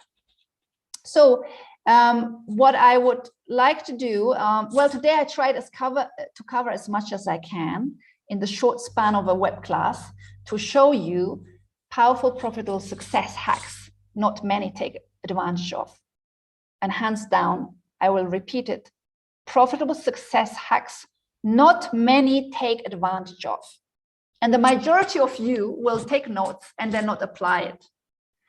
The reason why my business tripled when I got one of the gems, the gem was apply 60 to 80% of your time on marketing. That was my personal gem I needed. And I applied that immediately after I learned it. And that's how I tripled my profits in a matter of 2 to 3 months. Now, the problem now is, of course, there's only so much I can cover, all right, in this web class. And you have 3 options now. Option 1 is you do nothing about Africa's huge opportunities and today's insights, and the masses will do nothing. And I make my academy members always aware of that. Don't do what the masses do. The masses are unhappy, the masses are unhealthy, and the masses are financially not free. And as long as you do what the masses do, you'll pretty much end up there. All right. So do something about it, and you can take the new insights that you have received today and run with them. Apply the 8 success strategies and focus on making your first $100,000 in Africa. And I would say, take your business model, take your business concept, or take your existing business and check it off against the 8. I hope you took notes. The 8 pillars success hacks that I shared today, and check your idea, your concept, or your existing business against that. Can you tick it off, or is there some more work to do? And option number 3 is you stay for the remaining time of the web class to learn how you can get your African business started fast and confidently with my direct support. And before we go into the Q&A, I want to quickly share with you, if you allow me, let me check. I want to quickly share how you can work with me in a group setting like this one personally. Basically, what I'm giving you today is a taste of what we do in the academy every single week. We meet and we discuss and we talk and we answer business questions. And today I gave you a taste of that. So are you okay if I share this for a few minutes? I will be fast, and then we're going to go into the Q&A. Let me see if you want to find out how you can work with me in a group setting, including some of the other members are here, which is so fantastic. to see the other members. Yes, please. So do you allow me to share? I need to get you yes, otherwise I need to jump. I need to get your permission. Yes, okay, yes, yes, of course. Yes, please, yes, all right. Thank you so much for that. Thank you. So I want to show you how you can take this forward in real terms with me and the Academy family. Thank you so much. Yes, fantastic. And then we go straight to Q&A. So yeah, you most probably have already heard about the Africa Business Academy, which is really, you know, the key of my business. This is my inner circle of members, and we call ourselves the ABBA family, Africa Business Academy family. And this is where we hang out most of the time, doing what we're doing today. So just very quickly, what you're going to get. If you decide to join the Africa Business Academy today, you instantly become a respected member of our Africa Business Academy. This means that you will have immediately access to the following. And let me quickly show that to you, and then Frank will share the link with you in a minute. Number one is you get access to myself. All right. And if you are looking at some of the group programs in business, and I know because I have joined many of them, especially by American business people and business gurus, and the personal coaching in a group setting even doesn't come cheap, including some online courses where you never ever get to actually speak to the business owner or the business leader, him or herself. So you get access to myself for an entire year, and usually during the live hangouts, also on the Facebook page, and that's how we usually do it. I know some of you want to reach out by email, but that is like individual support.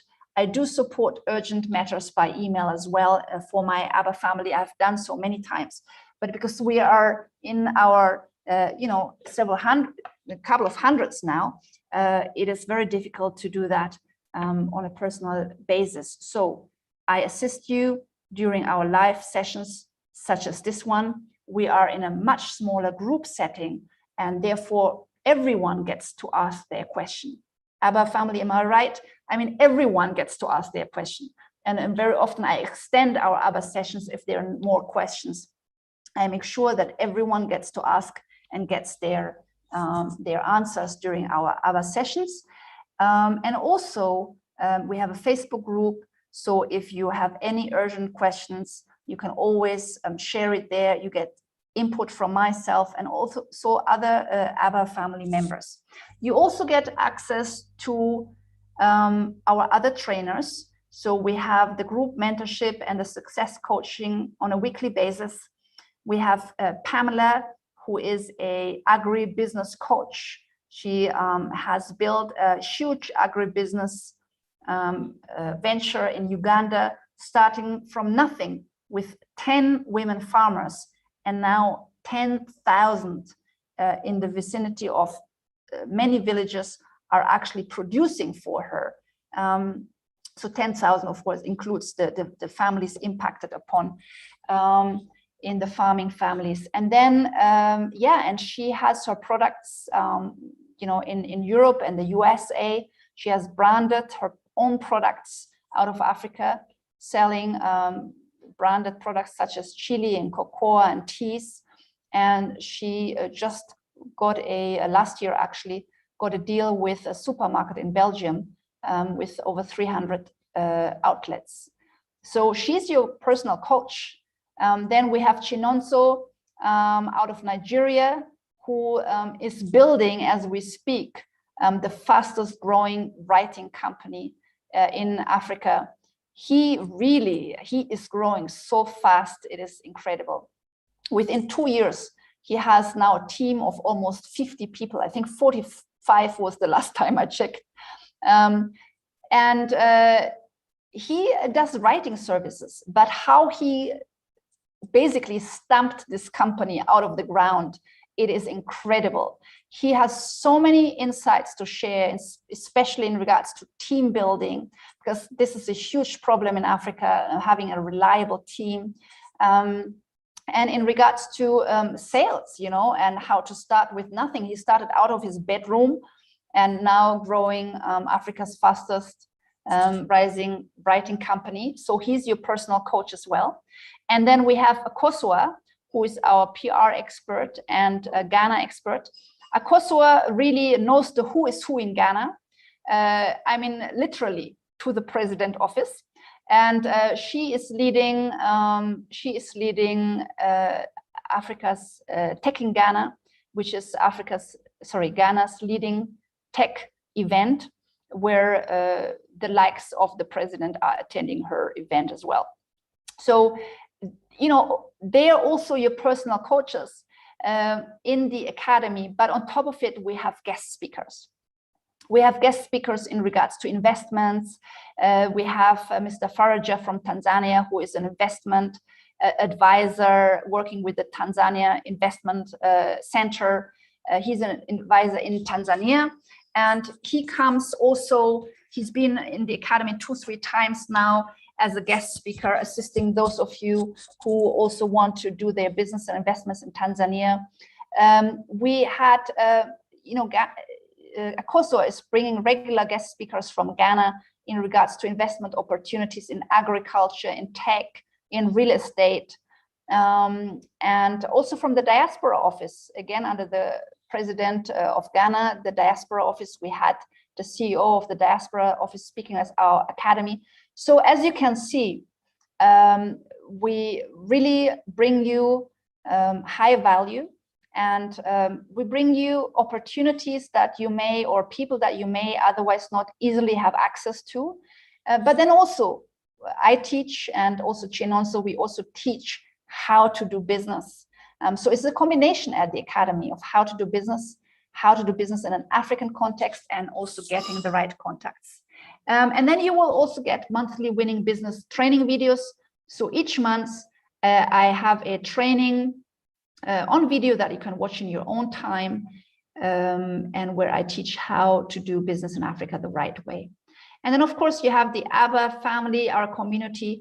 We meet every week, usually on Sundays, in the same context where you can make connections, a lot of partnerships and friendships even have come out of the academy, just a support group, because really it can feel quite lonely sometimes. I can literally tell you a story about that, how lonely it was in the beginning of my business, when some people may not understand what you're trying to do or why you are doing it.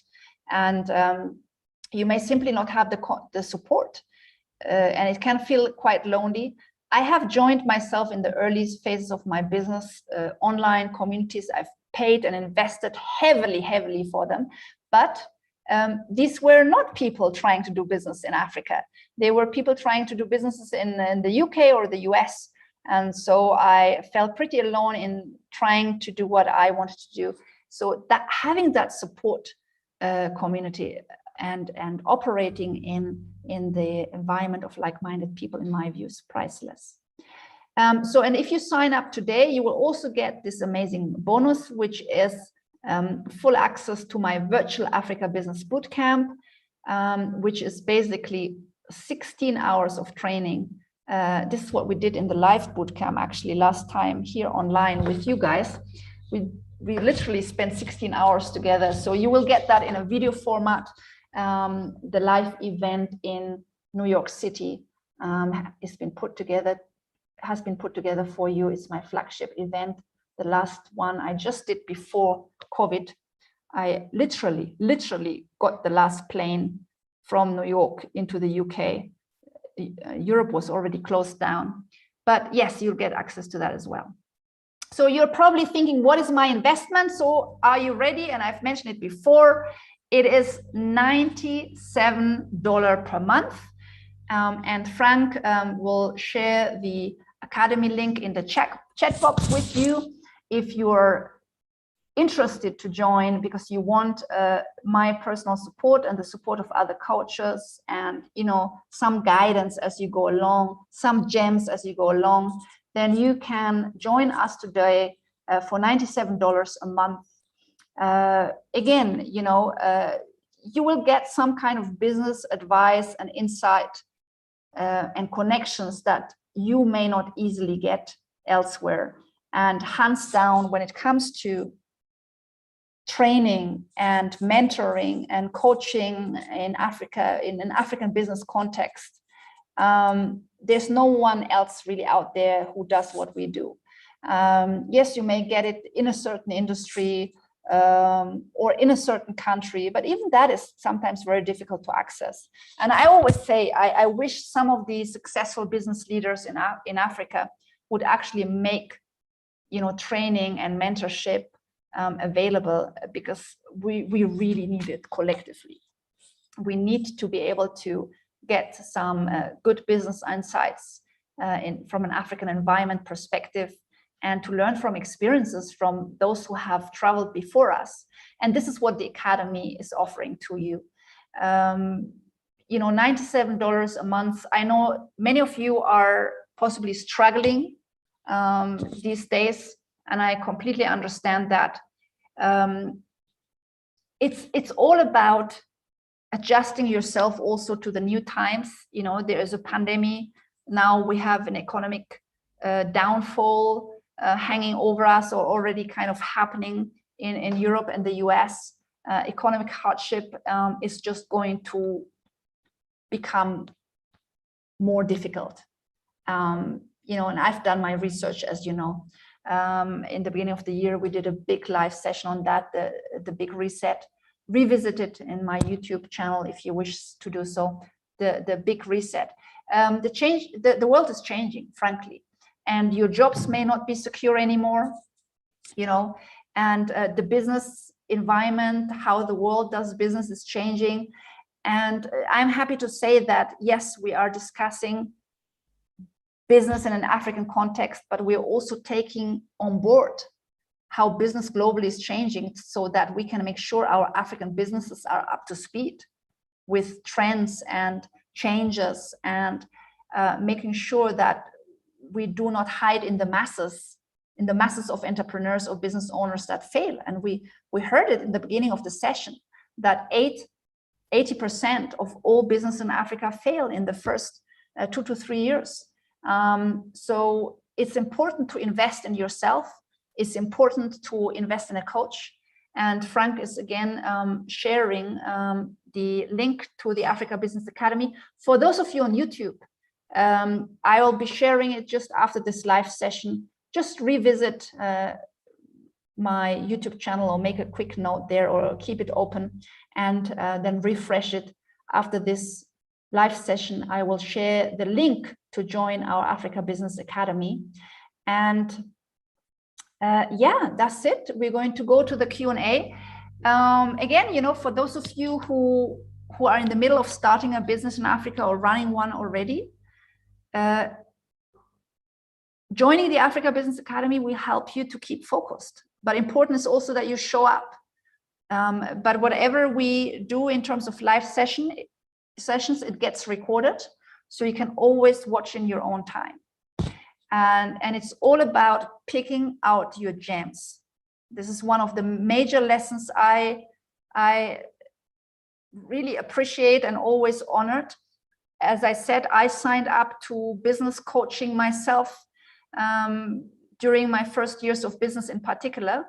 And it's not a secret by now that during 2018 and 2019, I invested $60,000 US. That's 60,000 US to be trained and coached by Americans. Actually, they were all Americans, a couple of British guys, to learn how to do business.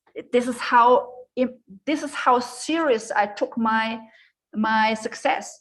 And I invested a considerable chunk. I could have bought a house from that money, but I rather invested in myself. So now I can buy 3 houses, again, literally. I've built my own house in Africa in cash, bought the land in cash, built the house in cash, because Deutsche Bank didn't want to give me the mortgage when they heard I'm moving to Africa. So I bought the land in cash, built the house in cash. I'm investing in a luxurious apartment, and I bought two agricultural plots of land. Can you see now? Yes, I invested 60,000, but I invested it in my knowledge. And now 2 years later, I'm talking 2 years later, I can invest multiple times that because I have learned how to fish. Can you see the difference? And that's what it takes. And today I'm asking you to join if you think you can get some gems. Join the academy at $97 per month. Is an investment. Not everything we teach you may need. Not everything we teach you may not know. Some of it you may already know. But are you applying? This is one question. But important is the gems you are getting. Because one of the first business coaching that I invested in, and I felt completely out of my comfort zone, I gave $10,000 for a year program. $10,000 for a year program. It was a different program. It was 5 live sessions, 5 on the ground lessons. There was one in Amsterdam, one in London, one in Spain, one in Frankfurt. So this was spread over a whole year. And we still had to buy our plane tickets and our hotels, all self-financed. What we paid for was to be there with the trainers for 5 days or for 2 days, spread over a year. I spent $10,000 on that. But guess what? It was the gems I picked out, and I was already advanced with my business. I was, sitting in a room with people who had already, who had not started yet. And so that means I knew already a lot of the stuff the coaches were telling us. But these were people who already had made their millions, and I knew I could learn from them. I was looking for the gems. So that means even if there's 80% I already know, there is a gem that I did not. Like the gem where he dropped that, the marketing session that was done in Amsterdam, 5 days in Amsterdam.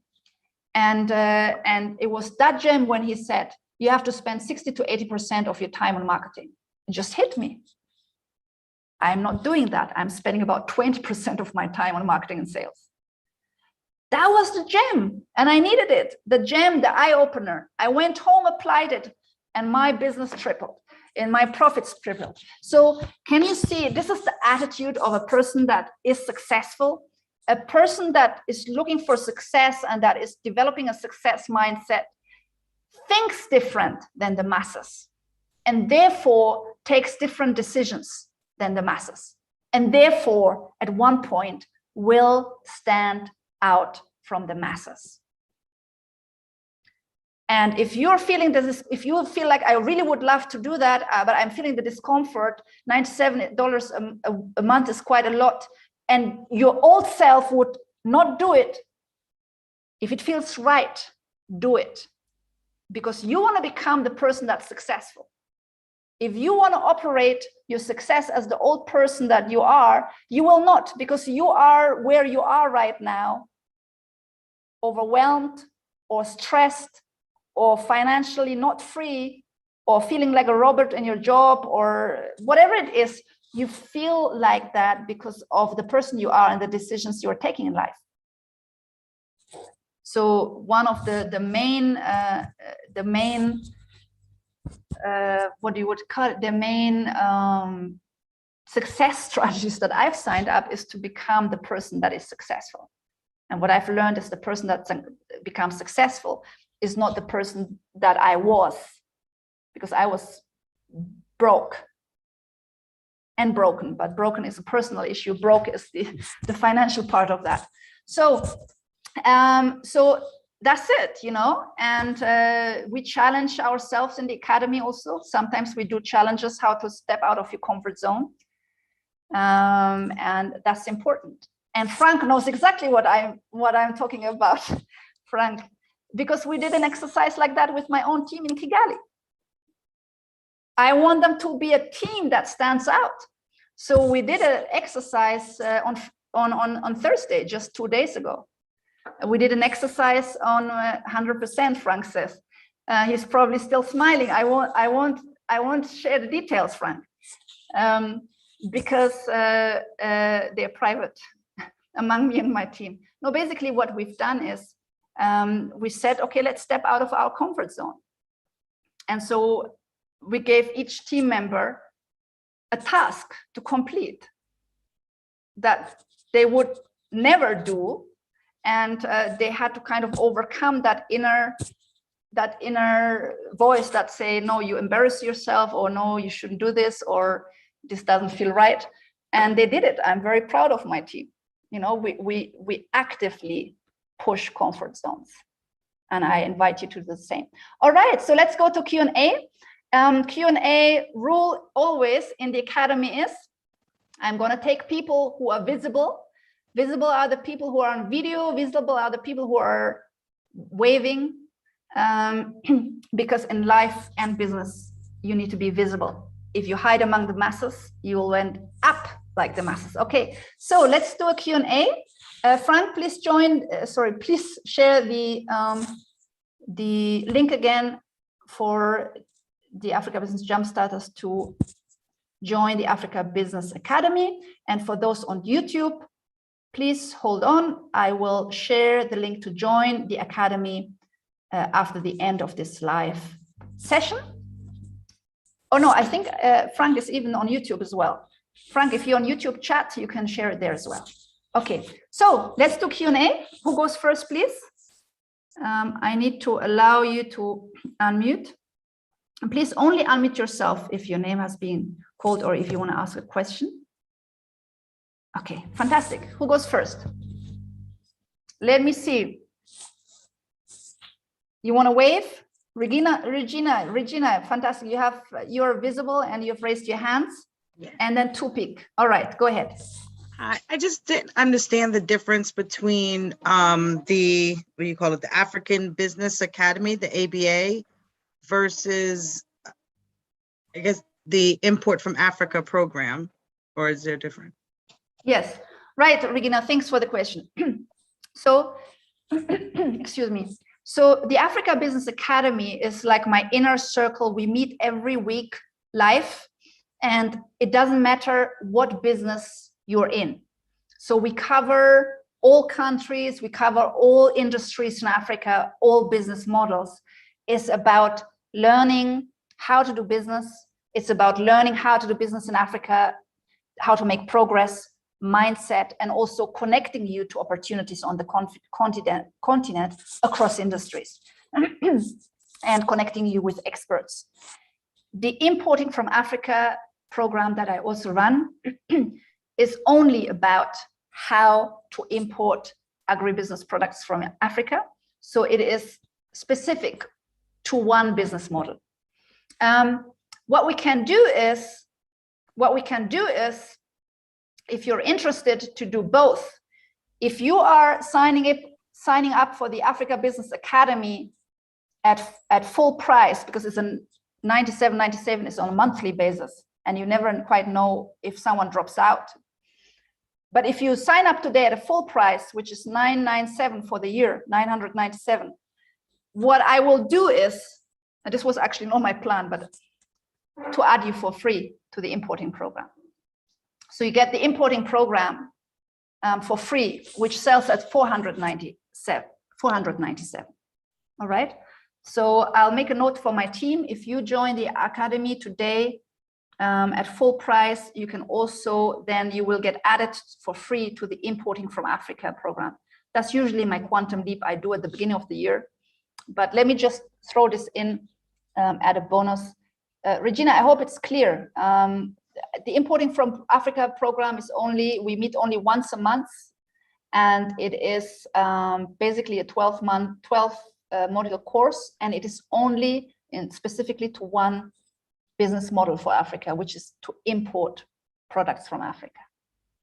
No, I think I'd signed up for that program some time ago. I have to double check through my emails. Okay. Yeah. Regina, yeah. So thanks for your question. If you have any doubts in this regard, or you want the links again or something, you can also email my team at info@africajumpstart, and we can assist you to get access to that, maybe if you've lost the login details or something. So anyone who has troubles in this regard or wants to ask, email us at info@africajumpstart.com. Okay. Yeah, all right, Regina. And we have, Regina, we have a live session coming up in the importing program next week as well. Okay, so who goes next, please? You can, I already named one. Where is our sister? I've lost her now.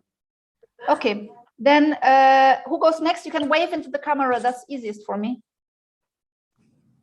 All right, so Munyaradazi, go ahead, please. And then Simba. Go ahead. Yes, please. Thank you so much, Doctor. I really enjoyed the session. I just wanted to ask about the ABA Academy.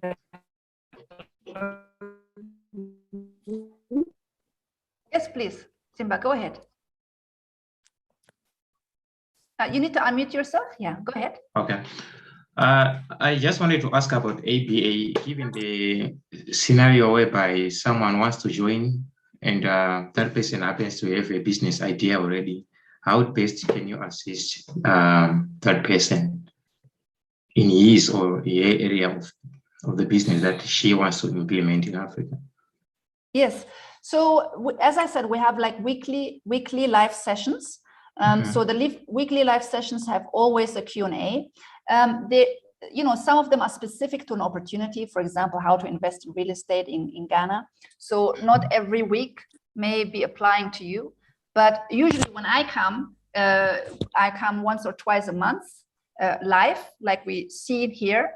And I usually talk about how to make progress in your business. It has a different topic, but how to bring your business where you want it to be.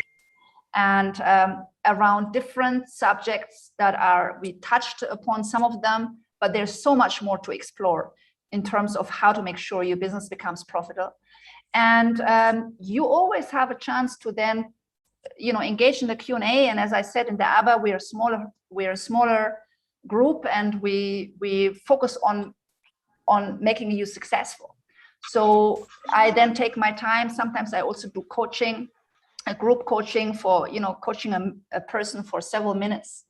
And then you can share in detail what you're working on, what your business model is, your challenges.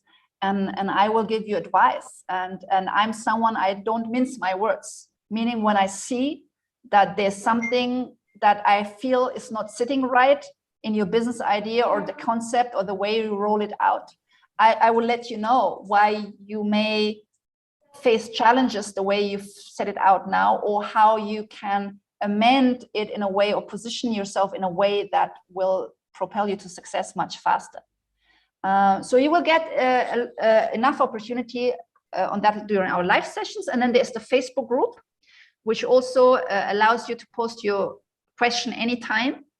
And then also we do have the video training. So I may already answer some of the questions in the video training also that you can always watch in your own time. We have monthly bundles, and they disappear after the end of the month, and the next month comes in. So you keep learning. And there are also aspects that I teach that you may not be aware of. And it's very important, if you can apply them early on, it will help you to position yourself in a way that becomes much more successful. I hope that was helpful.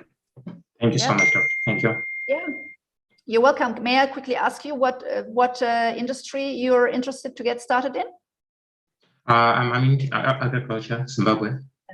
Okay, fantastic. Yeah. So, yes. so Simba, in this regard, even then it's not just me, but also Pamela, who has started her agricultural venture from scratch.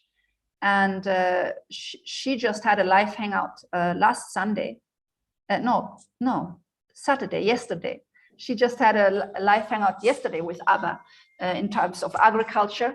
And so she's a really good coach, because she has started from scratch and she knows her field. On top of it, she used to be She was a senior officer at FAO. You know FAO, Food and Agriculture Yes. Organization. Yeah. Yes. So that's the agriculture organization of the United States, and she was a senior officer at the FAO of the United States for over 10 years in Rome. So she really knows her stuff in regards to agriculture. So yeah, I hope that will help.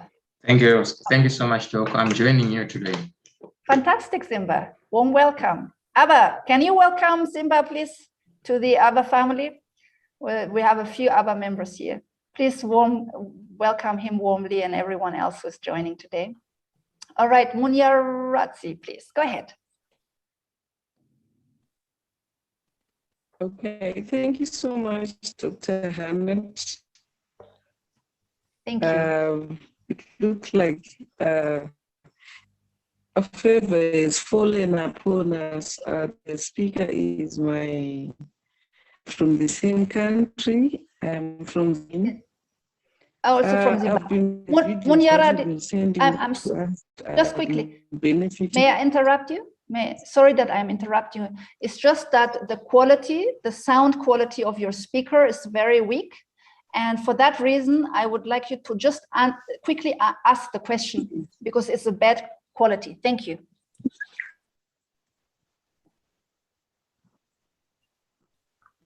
Go ahead, please. I wanted to ask, someone is to join, like they know that they have the business, but they don't have a big, maybe just a rough idea.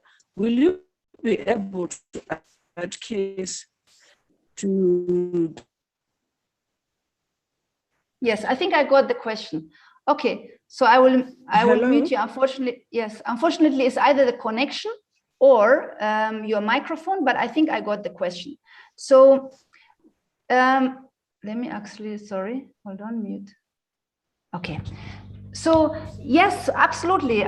You know, we have several ABBA members who are still working on their idea, their business idea, and we're absolutely able to assist. In fact, what I believe is the earlier you come in, the better, because we can help you shape the idea into a concept that actually works, and so you will benefit from coming in early. It all depends, however, I would really say hands down on your engagement. So what I can say is we have a different level of engagement at ABBA. Some are just quietly in the background and maybe taking notes. And then there are those people who are constantly, you know, engaging actively. So I know what they're doing, I know what they're working on, and I can continue to give much better advice and more concretely. And I remember even we had a former member, Ayan, who was so good on Facebook. He put his sales pitch out on Facebook, and I gave him comments, no, this doesn't work, you have to change this one. And then he put the improved version, and he was so good on Facebook. I think we finished his entire business just on communicating on Facebook, and like me reviewing everything he did. And so I'm very happy to do that. But it's because Ayan was happy to put himself out there and to go step by step. So it depends also on your engagement, but yes, we can do that. All right. So who goes next? Who goes next, please? Yes, Charles. Go ahead, please. Hi. Good evening. Good evening, Good Charles. evening. Okay, my name is Charles. I'm from Ghana. I live in Germany. Today is my first day to come to join us. Today is my first day. Okay, welcome, Charles. Okay, welcome. You have a particular question? Okay, I want to know how business to spray everything, to see everything. I want to know. Okay, all right, Charles, thank you. So what I would say is, I think what's very important, you joining here is a first step, you know, being here live.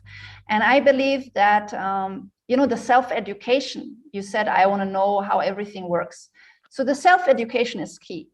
So if you ask how I went from broken to becoming financially independent and making more money than I actually need, so I can now invest in a lot of real estate. It is because I self-educated myself in regards to how to do business and how to become successful. So very warm welcome, and you can join our live session also next Thursday, and if you wish, you can also join the academy. Okay. All right. So okay. You're welcome. Okay, Humphrey, please. Humphrey, yes, please. Hello, this is Humphrey. Actually, this is my second time. The first time the network was bad, so I couldn't, I was coming in and out of the section. And this is actually my first full time. And I'm presently. Okay, hold on. Sorry, let me just mute here. Someone else is speaking. Just a second, Humphrey. Please don't unmute yourselves. Okay, yes, go ahead, Humphrey. Yeah, I'm actually based in Canada, and I'm from Nigeria. And what I discovered that from your explanation is quite difficult getting product from Africa to other parts of the world, because we have issues with standardization, and a lot of things are not just going right. So, and what I also find out that it is even easier to get into other businesses and survive quickly than bringing product from Africa to other parts of the world. Like, Humphrey, may I come in? Sorry, because so many people are queuing. May I ask you, are you interested in the business model of importing? Then I could give you some quick tips in this regard. Or have you kind of given up on the business model because you felt it was challenges and you're now looking into different business models? I'm still looking at a business of importing, I know, from Africa to, especially to Canada, because I'm looking at what actually can I import from Africa that will not be difficult in terms of getting the right clients. You understand? Right. Because yes, so let me give you quick tips, and I'm so sorry to interrupt you. It's just because I want to make sure I take as many questions as I can today. So Humphrey, what I would say, yeah, you're absolutely right. It is a challenge. So here's a few things I would say. If you're trying to import from Africa into Canada, first of all, I would make sure you are importing products that are high in demand, even during a pandemic or economic crisis. So these would be food items or skincare, natural skincare products. So I wouldn't go for furniture or articrafts or even clothing. I would go for pandemic-proof products. So if you are then looking at natural skincare or food products, I would then go for products that have a long shelf life. And then also, of course, that are high in demand in Canada. So you need to take an approach where you look at what your market needs. So for example, some of the best products, and you can make quick notes, would be coffee, tea, superfoods. So superfoods is like moringa powder, baobab powder, chia seeds. Superfoods are high in demand. And then also natural skincare. The shea butters and the natural skincare oils, especially now that a lot of people are becoming very health conscious. So these products are usually high in demand generally. Honey is another good product. However, it is, if you're just starting for the first time and you don't know exactly what you're doing, it can be a challenging product because it's looked at a live product in terms of contamination and so on. And then I would look at something that can either be that is already branded in Africa. So you can look at great brands, coffee brands, moringa or skincare brands. There's amazing skincare brands out there, even for the Western market, very well packaged and branded. Or you can look for manufacturers in Canada who need some of the ingredients. So for example, if you have manufacturers of skincare products or hair care products that are well known in Canada, you could then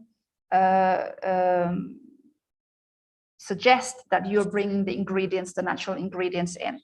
So those are some quick tips. Of course, that's what we do in my current company. So you can check that one out as well. It's my Kibo.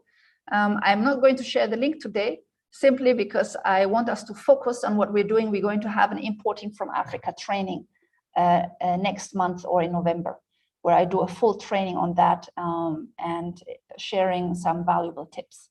So I hope, Humphrey, that helped. What I want to let you know is it's possible. And what's important is that you look for suppliers in Africa that are already doing high-end products and they have a good export experience. So these are well-trusted suppliers that have been out there for a long time. It becomes difficult when you're reaching out to small entrepreneurs, small businesses in Africa, or lower end products, and you get products that are really not up to standard when it comes to the West.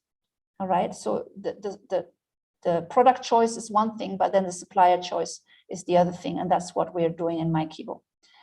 All right, who goes next? I think Candid, you left your desk. If you can hear me, I've overlooked you, but I'm not going. Candid, she's running. Yes, please.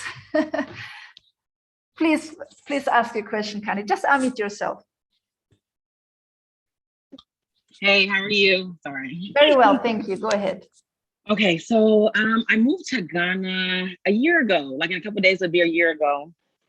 And my goal was for the first year, which is kind of like sit back and chill and see like what I feel like I could contribute, right? So I've noticed that in Ghana, the customer service is not the best.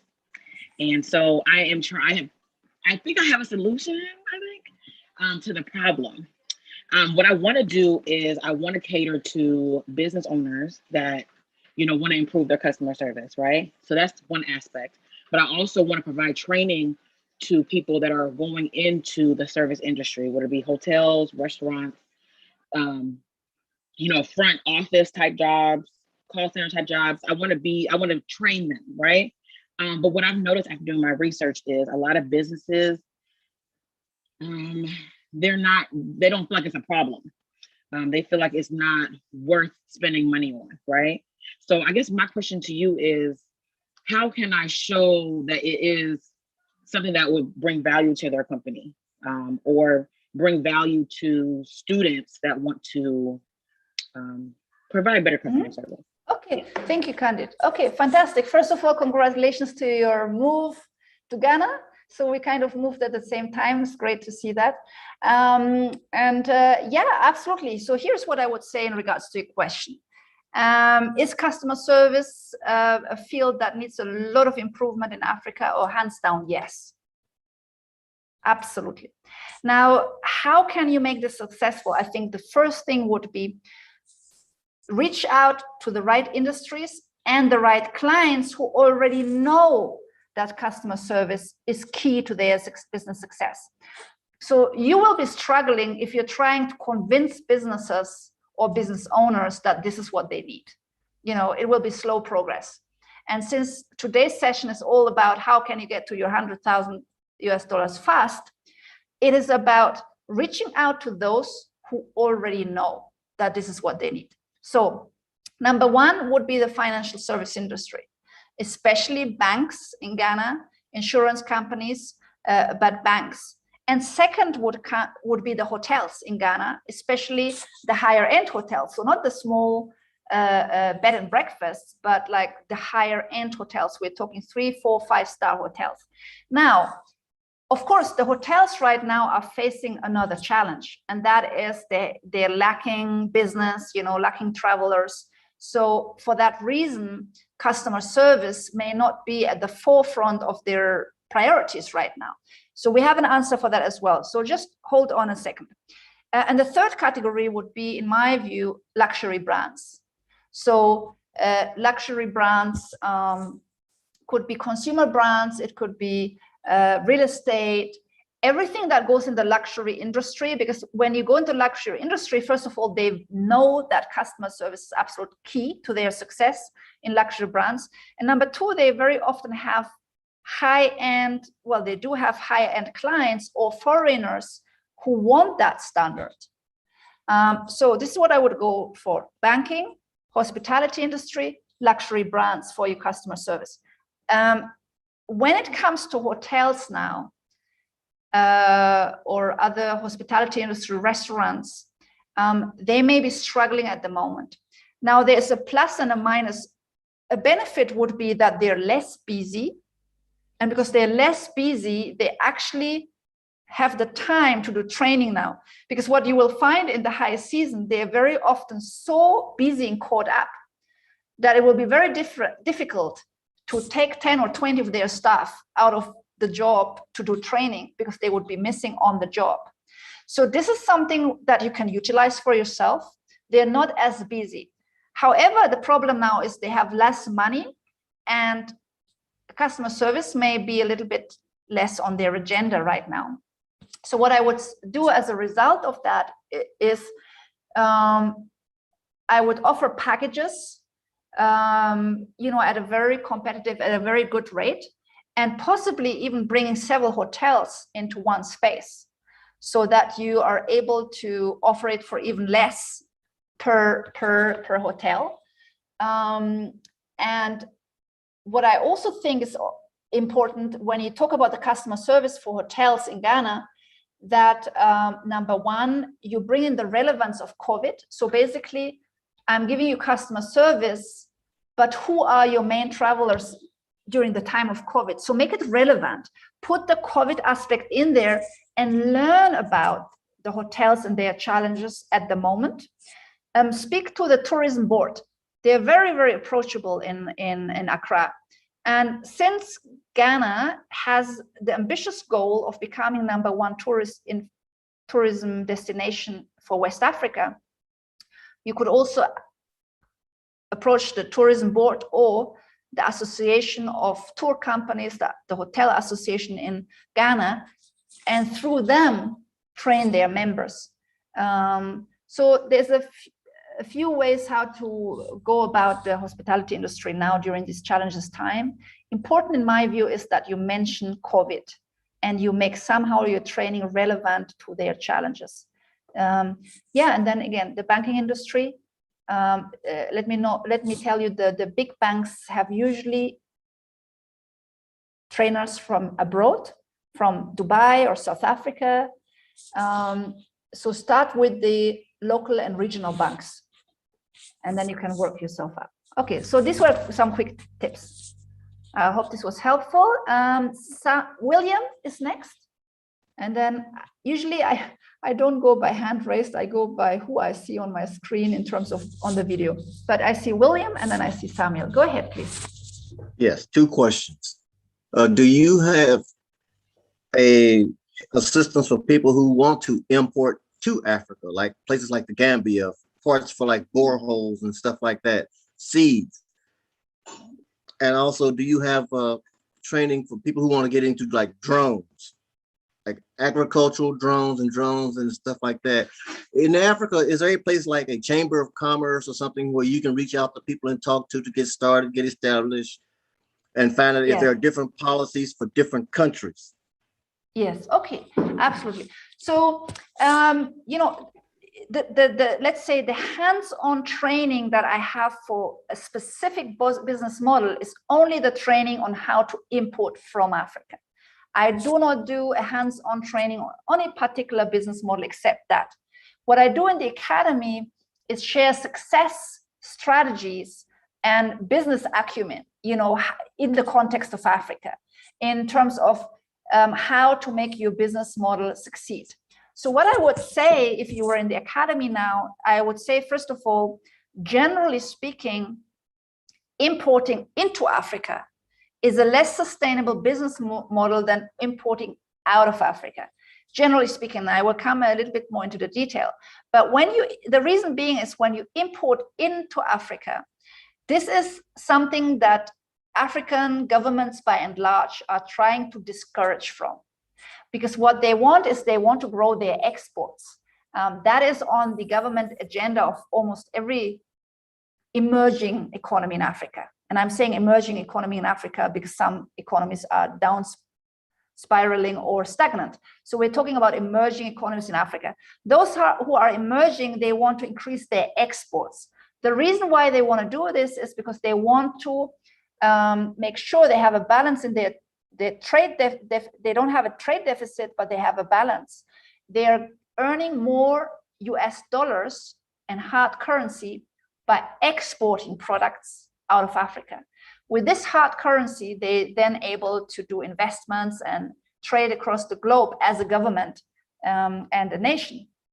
On the contrary, when you import into Africa, you create a trade deficit that is detrimental in financial terms, in general terms.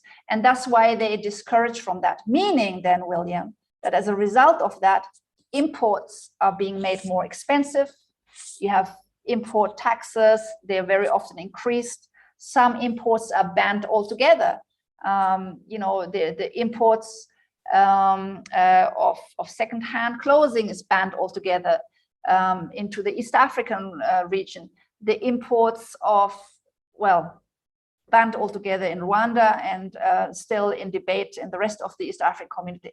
The imports from cars into Nigeria, import tax suddenly went up like 75%. A lot of car importers were out of business overnight. Yeah. So you will have these kind of dynamics in terms of import taxes, restrictions, and general policies that will make imports harder, generally speaking. While on the contrary, exports are encouraged out of Africa. So you will have policies that encourage that and make your life as a business owner easier. There are incentives. But then, of course, does Africa need imports? Absolutely. We're in a world of global trade. Every country is importing. So it's then important that you, I would say, do flexible trade. Flexible trade means you do quick trade transactions with your import rather than focusing your entire business model on the imports.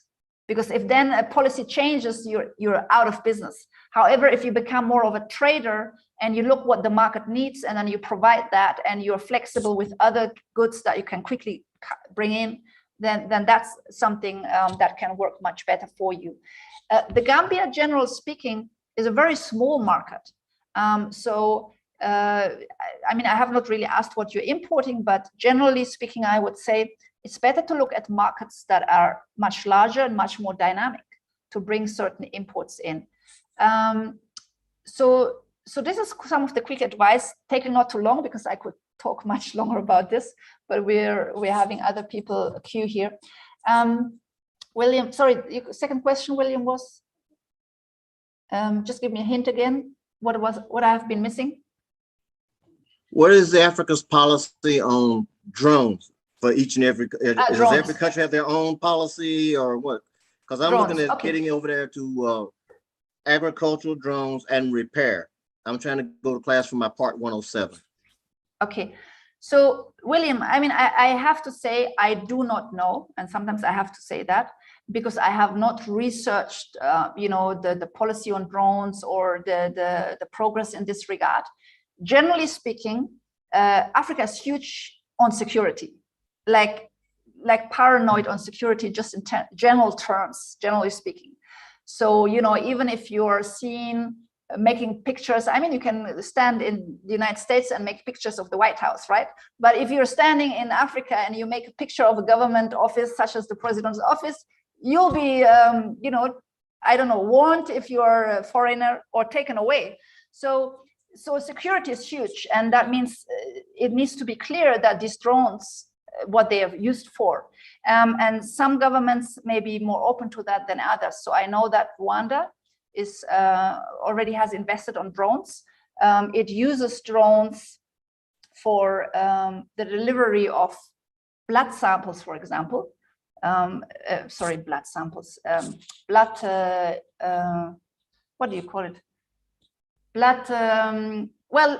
Someone needs blood and they're delivering the blood. Sorry, I lost the word. So they're delivering the blood by drone to a local hospital or something like that, or health facility. But that then is government managed, you see. It's not privately managed. And the goal here in Rwanda is to do the same for agricultural produce. But I have to say, I don't know how this looks in other African countries. So this is something you would absolutely need to get in touch with. And I'm just thinking, if it's about agricultural produce, then I would go get in touch with the Ministry of Agriculture, actually, not the Chamber of Commerce. The Chamber of Commerce, yes, is existing in most African countries, in all emerging African countries, and you can get in touch with them. But I think because your goal is agriculture and you're talking about something to combine agriculture with drones, I would address the Ministry of Agriculture. And it depends on how good of a response you can get, depends on also which country you're dealing with, but you can always call them up and see where can I get some more information in this regard. All right. Okay, so these were just some quick tips. Who goes next? Is it Eve, Samuel? Samuel next, and then Eve. Samuel, please. Yes.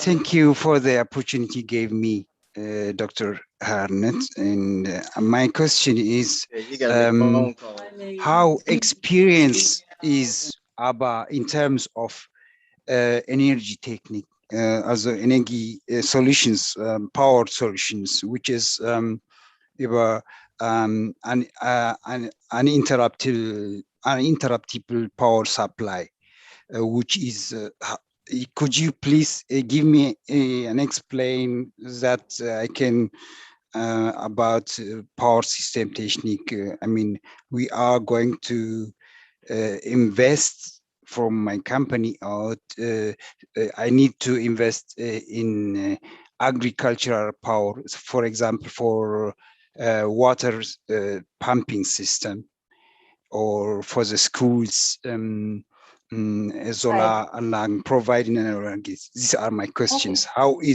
How experiences African Business Academy in terms of this issue?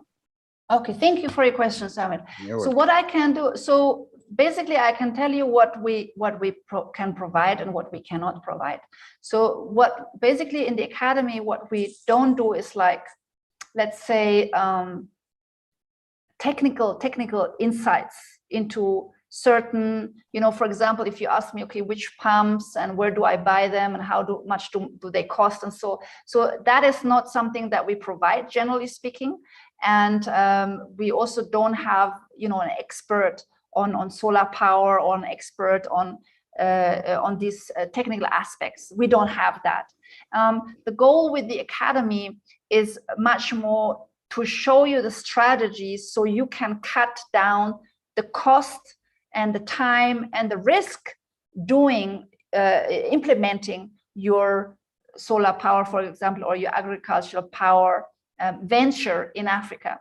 So what we can assist you with is to find the best markets to do that, to find the best business model to do that, how to position yourself, to whom to reach out to, what to say, how to sell your offering so that it can be accepted, whom to sell it to in Africa, what to say, how to communicate it, how to market it, how to make progress faster, how to cut down risks. So what we're doing is we're teaching success strategies and risk reduction strategies in very concrete terms, where then,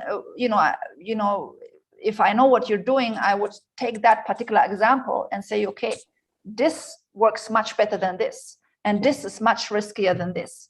So that is how we operate in the academy. It is about assisting you to make progress faster by being strategic, but we do not offer technical advice on machinery or specific industry.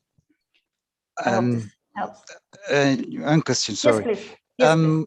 My question is, I understand, thank you, sir, but I will go technically, personally, with my company there, and I will try to merge with the countries there, and I have to give them also about my techniques, what I need to do, for example, about USP, which is USP, if you abbreviate it, that is uninterruptible power supplies.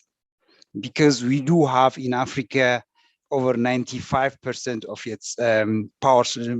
We don't have a power supply, more or less, in Africa, but we have irradiation of the sun. Samir, Yes. I'm so sorry to interrupt you. I can see that I can see the technical person in you, because you're already trying to make me understand how it works, which is great. But there's a difference between being the technical expert and being a business expert. So you can be the technical expert. I'm the business expert. So I can tell you how to run it in a business context. And would that be of value to agricultural ventures in Africa to have uninterrupted supply on their farms? Absolutely. But it is not enough, and this is very often what we see, it's not enough to have a great product or a great offering, and then to go to Africa and say, hey, this is what I have, and you have power shortages, and this is how my product will help you. It's not enough to succeed. There's a whole different dynamic that you need to put in place in order to position yourself as a business owner and to enter a successful partnership as you wanted, and to actually start making sales. And I think that's where we come in as the academy, or I as an expert. Yeah, so this is for all of you. And Frank, please share the link again. Frank, maybe if you've been doing so, I have. For those of you who want to join, some of us are experts in something, and some of us have a great idea, and some of us have a wonderful business offering or product, or we have amazing experience that we can share. But that is not enough to become successful. Business is a science, literally. Being happy is an art, but business is a science. There's certain steps that you have to follow in order to succeed. And if you are struggling still, or you're struggling to get started, or you're in business already and you're struggling, or you're in business already and you're hitting your ceiling and somehow you cannot grow further, it is because you're missing something. There's something you do not know, or that you kind of know but you have not applied. And that's somehow the beauty of business, is kind of, if you understand the science and you apply it all, and you are ready to be flexible and apply it a little bit differently the next year and the next year, because the world is changing, then you will make it. So the reason why so many in businesses fail is not because it doesn't work. It's because they have not figured out what works and how it works. Yeah, and I think that's what we're here for. If next, please, and then Hardeep. Oh, hi. Thank you so much. Is it Eve first or Hardeep first? Go ahead, Eve. Okay, great. Thank you so much for all the knowledge that you're imparting onto us, and with passion. So thank you for that as well. I have two questions, if I may ask. You had indicated, you had listed customer service, and I had put up my hand, and I realized that Candid has also asked, but my question is, how do you enter the customer service industry? Because I know that I'm passionate about customer service, and I know that there is a need. I also know that there are maybe two avenues where you provide customer service, where maybe businesses have, it's like with technology, where businesses have a way of recording their staff and the flow of the calls, that kind of avenue. And then there's the training aspect. Is it possible to start the training aspect without capital or too much capital? So maybe if you can expand on that. And then I have a second question about crowdfunding agri programs that I've seen online, and what your thoughts are on that. Okay, so can you start this without capital? The answer is absolutely, 100%.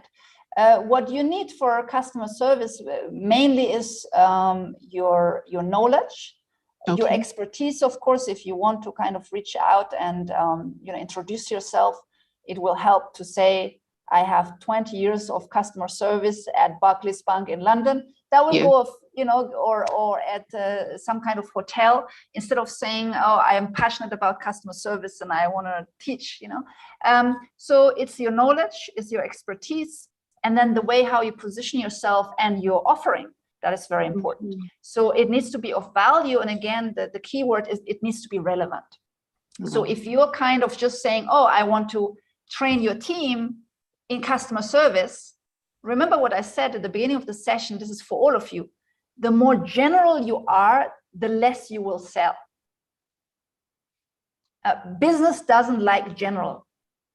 And so if you're saying, I have customer service to offer to your team, that's far too general. What people want to know is what exactly are you training in, and how does that benefit the business in very concrete terms, in very concrete terms. So if you can demonstrate that, you can actually reach out. I would say, choose a country. Did you have a country in mind, Eve? Ghana. I'm from Ghana initially, and so I'd like to start in Ghana. Yeah. Okay, which is and Rwanda, and Rwanda also. No, go for Ghana. I think Ghana is perfect. You're from Ghana. Ghana is perfect. It's a much larger market. They want to become the number one tourist destination for West Africa. They're very ambitious at government level in terms of reaching competitive standards, and that's what you can exploit. What I would say is study the tourism agenda for Ghana. They have a very, I have actually seen the presentation by the tourist board. They have given the presentation to me and my team when we had our business mission to Ghana. Amazing, ambitious, and they're already in the middle of it. Got some setback, of course, due to COVID, but you can make this work for you, and then say why customer service is so important in that context, and then also, it's all about reaching out and knocking doors. We have actually done it in Ghana. We've knocked doors. I had a member, she wanted to be customer service a trainer in Ghana, and she was African American. This was her first time on African soil. She's never been to Africa. And we were in Ghana for 1 week. And she got two companies in that 1 week. One was a boutique hotel. She actually gave them a test training for 2 hours to their staff within those, like 5 days after she touched down in Africa, 5 days after. And we were on a business mission. I don't even know how she did it. And the next was she got an expression of interest from the HR department to send in a contract or an agreement for one of the top 4-star hotels. Wow. And it's a very famous hotel in Ghana. Actually, why I don't think it's a problem if I say it, it was the Golden Tulip. Golden Tulip, of course. Yeah, yes, and she got an expression of interest. She sat down with the HR team. She did a test training there as well. I even have the pictures of her test training with some of the staff. She only walked in. She walked in, but what we did with her, she did not walk in unprepared. Right. What we did with her, she was also a member of the academy. So what we did with her before she came live to Ghana is we worked on her positioning. Mm-hmm. How she positions herself and what she says and why she says that. Right. And guess what? It all resulted in successes. She actually trained, it was another test training. Yeah, I remember it was for 2. It was not 1 test training. She did 2 test training because I have the pictures of the Golden Tulip staff members that she trained. And it was just a test training to see what she can do. And that was hands-on. We were 1 week in Ghana and she was already training them. Can I ask how long ago that was? Yeah, that was in with her. This was in 2018. Interesting. 2018. Because I was there around 2018, and I was so impressed with their customer service, like in the hotel itself. So it'll be interesting if it was within that timeline. So no, that's great. So I'm already a member. So do you have people on staff that are also focusing on customer service that I could collaborate with? We do. I can see one in the room. An other member in the room. Yes, we do. Okay. But again, it's not everyone is, actively engaging, always visible or live. So, but you can reach out and see if someone else is interested. But we have a couple of people interested in that. Yeah. Okay. Thank you so much. I cannot promise you that they will be happy to collaborate. Right. No, actually, I meant like your staff. You know how you have people who train about import, export, import, and all that. Export of, So do you have someone on staff? No. Oh, that's what you mean. We don't. Yeah. As I said, in the academy, we don't have anyone like who's training on one particular subject. Okay. But there's always chance to make enough time during our Q&A to really dive into what are you at, what's your next step, what's missing, and then to really give you feedback. You can literally on Facebook send me your introduction in writing. Okay. What you want to say to the hotel HR team, and then I would guide you how to amend this, because maybe there's most usually there's something that is not strong enough to sell yourself. Yeah. Oh, so that's awesome. Okay, great. Now, sorry, I'm taking a lot of time, but quickly, so I'm not sure if I would be fair to allow so much time for you. Others are. But crowdfunding, I think very quickly, crowdfunding may be of interest to others. So very quickly, and I will reply to everyone in this regard. Yes, go ahead. Oh, okay. So just your thoughts on the crowdfunding platforms for agri. So for example, you become a sponsor, somebody already has a program, so they pay farmers, so local farmers to harvest their crops, and then you sponsor, and then that kind of thing. Okay, got you. And sorry to cut you short. I'm trying to be fair to everyone. Sure. So crowdfunding, for those of you interested in crowdfunding, we also had, we actually had the CEO of a agribusiness crowdfunding company also present in ABBA in the academy. So they could ask all the questions and to start investing their small amounts. But generally speaking, what I would say, it's great. There are many coming up. Interestingly, a lot of them are foreign owned. So this is also a shout out to those of you on the continent to start their own agribusiness crowdfunding platform. But important, I would say, is that this crowdfunding platform has a lot of experience and track records. Okay. So I personally would not invest in a new crowdfunding platform, which there can be so many mistakes still, and the risks are much higher. But if you do it in a platform that has good track records and has proven their returns on investments, I think it's an absolutely great way to help make an impact in Africa and make small returns on your money. Yeah. Okay, great. Thank you so much for your time. You're welcome. I hope to see you in ABBA. Hardeep, yes, please. Welcome, Hardeep. Good morning from California. Nice to see you, Dr. Harnet. And nice to see you hi, again. Everybody. Yeah, we are together for almost 6-7 months, and we are doing great. Actually, I'm almost there to launch my own product in US market. Well, I'm so proud of you and Pamela. Actually, you guys did a great work for me, and I really can say appreciate that.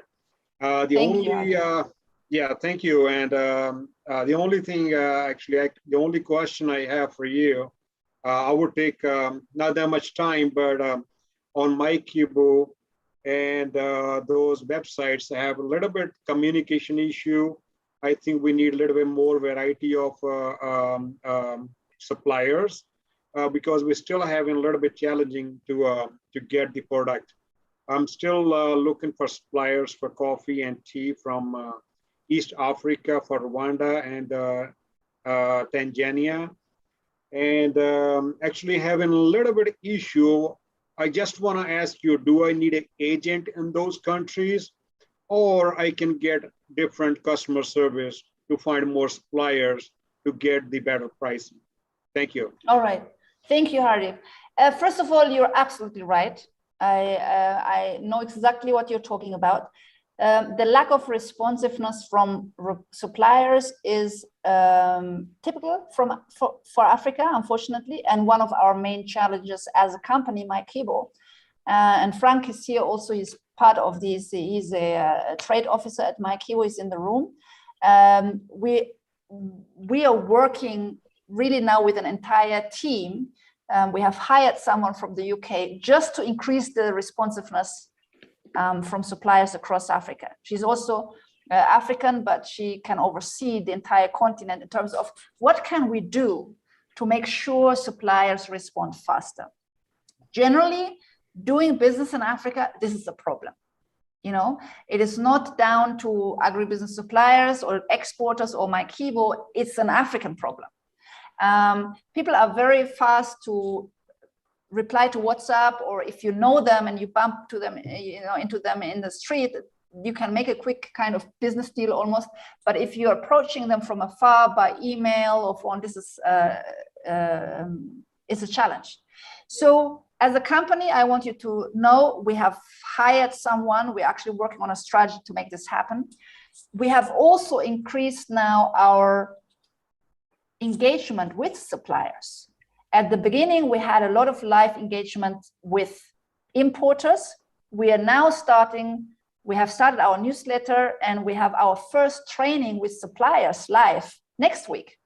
And the reason why we're doing it is because we want them to be more engaged. We want them to be more responsive. So a lot is happening in this regard. And I would say, Hardeep, that 3 months down the line, we will see a lot of improvement because it's our focus. Nevertheless, you can't wait that long. We have a good list of suppliers, especially coffee, that we know personally even. Since you mentioned Rwanda and East Africa, I mean, we're here. So please email Frank. Frank is in the room. Email him at frank@mykibo.com. And Frank, write down exactly what you need. And Frank will assist you on Monday. And we can reach out to some of the suppliers ourselves. Important is, I think, that you're a bit more concrete in terms of the country and which supply exactly or which product. Instead of giving a big list, being a bit more concrete, then we can reach out concretely to those suppliers. Yeah, I'll do that. And there's any issue like transportation from Rwanda? Because I heard something is going on and I was preferring Tanzania. Have you heard anything transportation issue from Rwanda or any other country? No, not at all. Not for products, for personal people on the planes, yes. But not for products.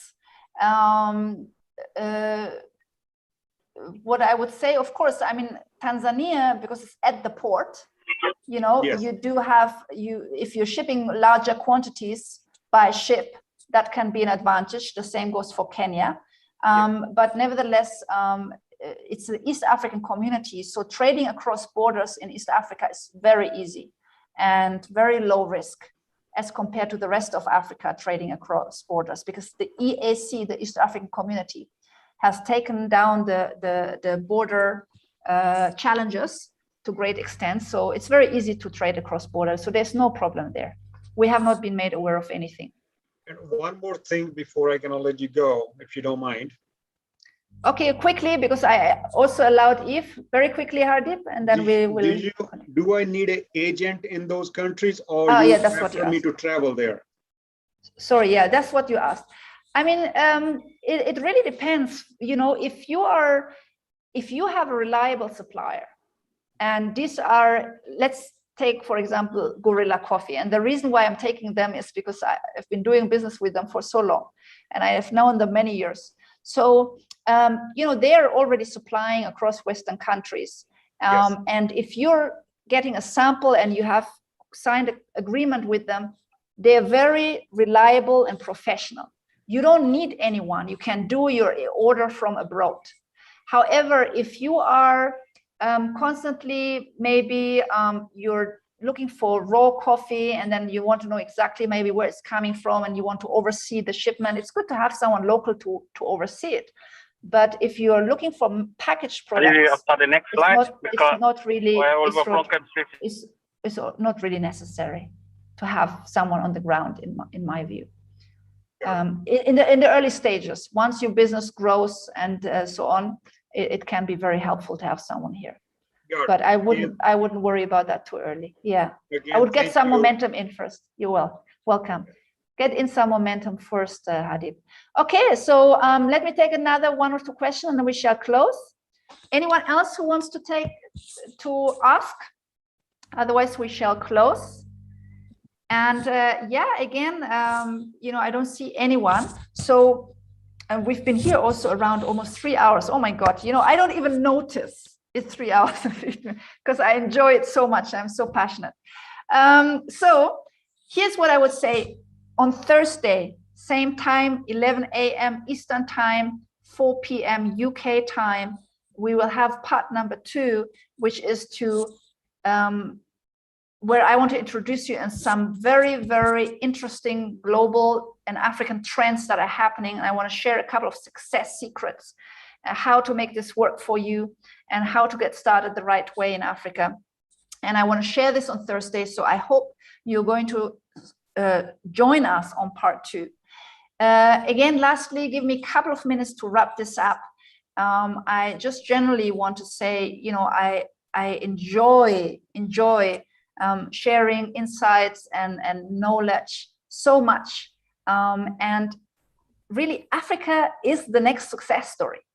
So you guys are in the right place at the right time, in my view.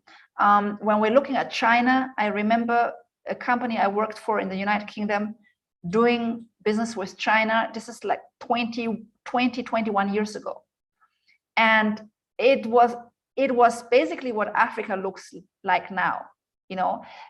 People had to kind of fly out there, trying to make contacts, looking at if a supplier is trustworthy and all that. And look where China is now. Africa, of course, is 54 markets. It's not one big market, but the opportunity is on the continent. And those who are seeing the trends, they're the ones who will succeed. And I believe it is good that we are coming in now early. It's getting more competitive in Africa's emerging markets as we speak. If I'm looking at one of my friends, he has started here with real estate 6 years ago in Rwanda, and now he's a major player. We're seeing businesses who moved in 5 years ago, and they're like at the top of their game. Another friend of mine who has done, lightning at airports. He's done the airports. Well, he's done the airports in Eritrea a long time ago. Now he's doing the airports of Rwanda, Ghana, and Nigeria, new airports. You would never get that opportunity in the West with the expertise you have or the kind of knowledge and skill set or the capital you have. But in Africa, because we are talking about emerging markets, if you stand out in your area of expertise, if you understand how to position yourself, if you can come with an offering that serves an industry on a high upward trend, and you can position yourself slightly differently than the masses of businesses, you can make it fast on the continent of Africa. And this is what I really want to remind you of, especially when the going gets tough, because sometimes it does get tough. We're in an emerging market economy. So don't expect an email in 24 hours. I had someone sign up for my Kibo And then they said, Hardeep, this is for you also. And then they said, a few days later, it was in America. If I email someone in America, I get a reply in 24 hours. This is not working. And she wanted her money back. And, this is not the attitude to have in an African context. You are in an emerging environment. Don't expect things to work like they would work in the West or the developed Far East or Middle East. But that's exactly precisely why the opportunity is so big.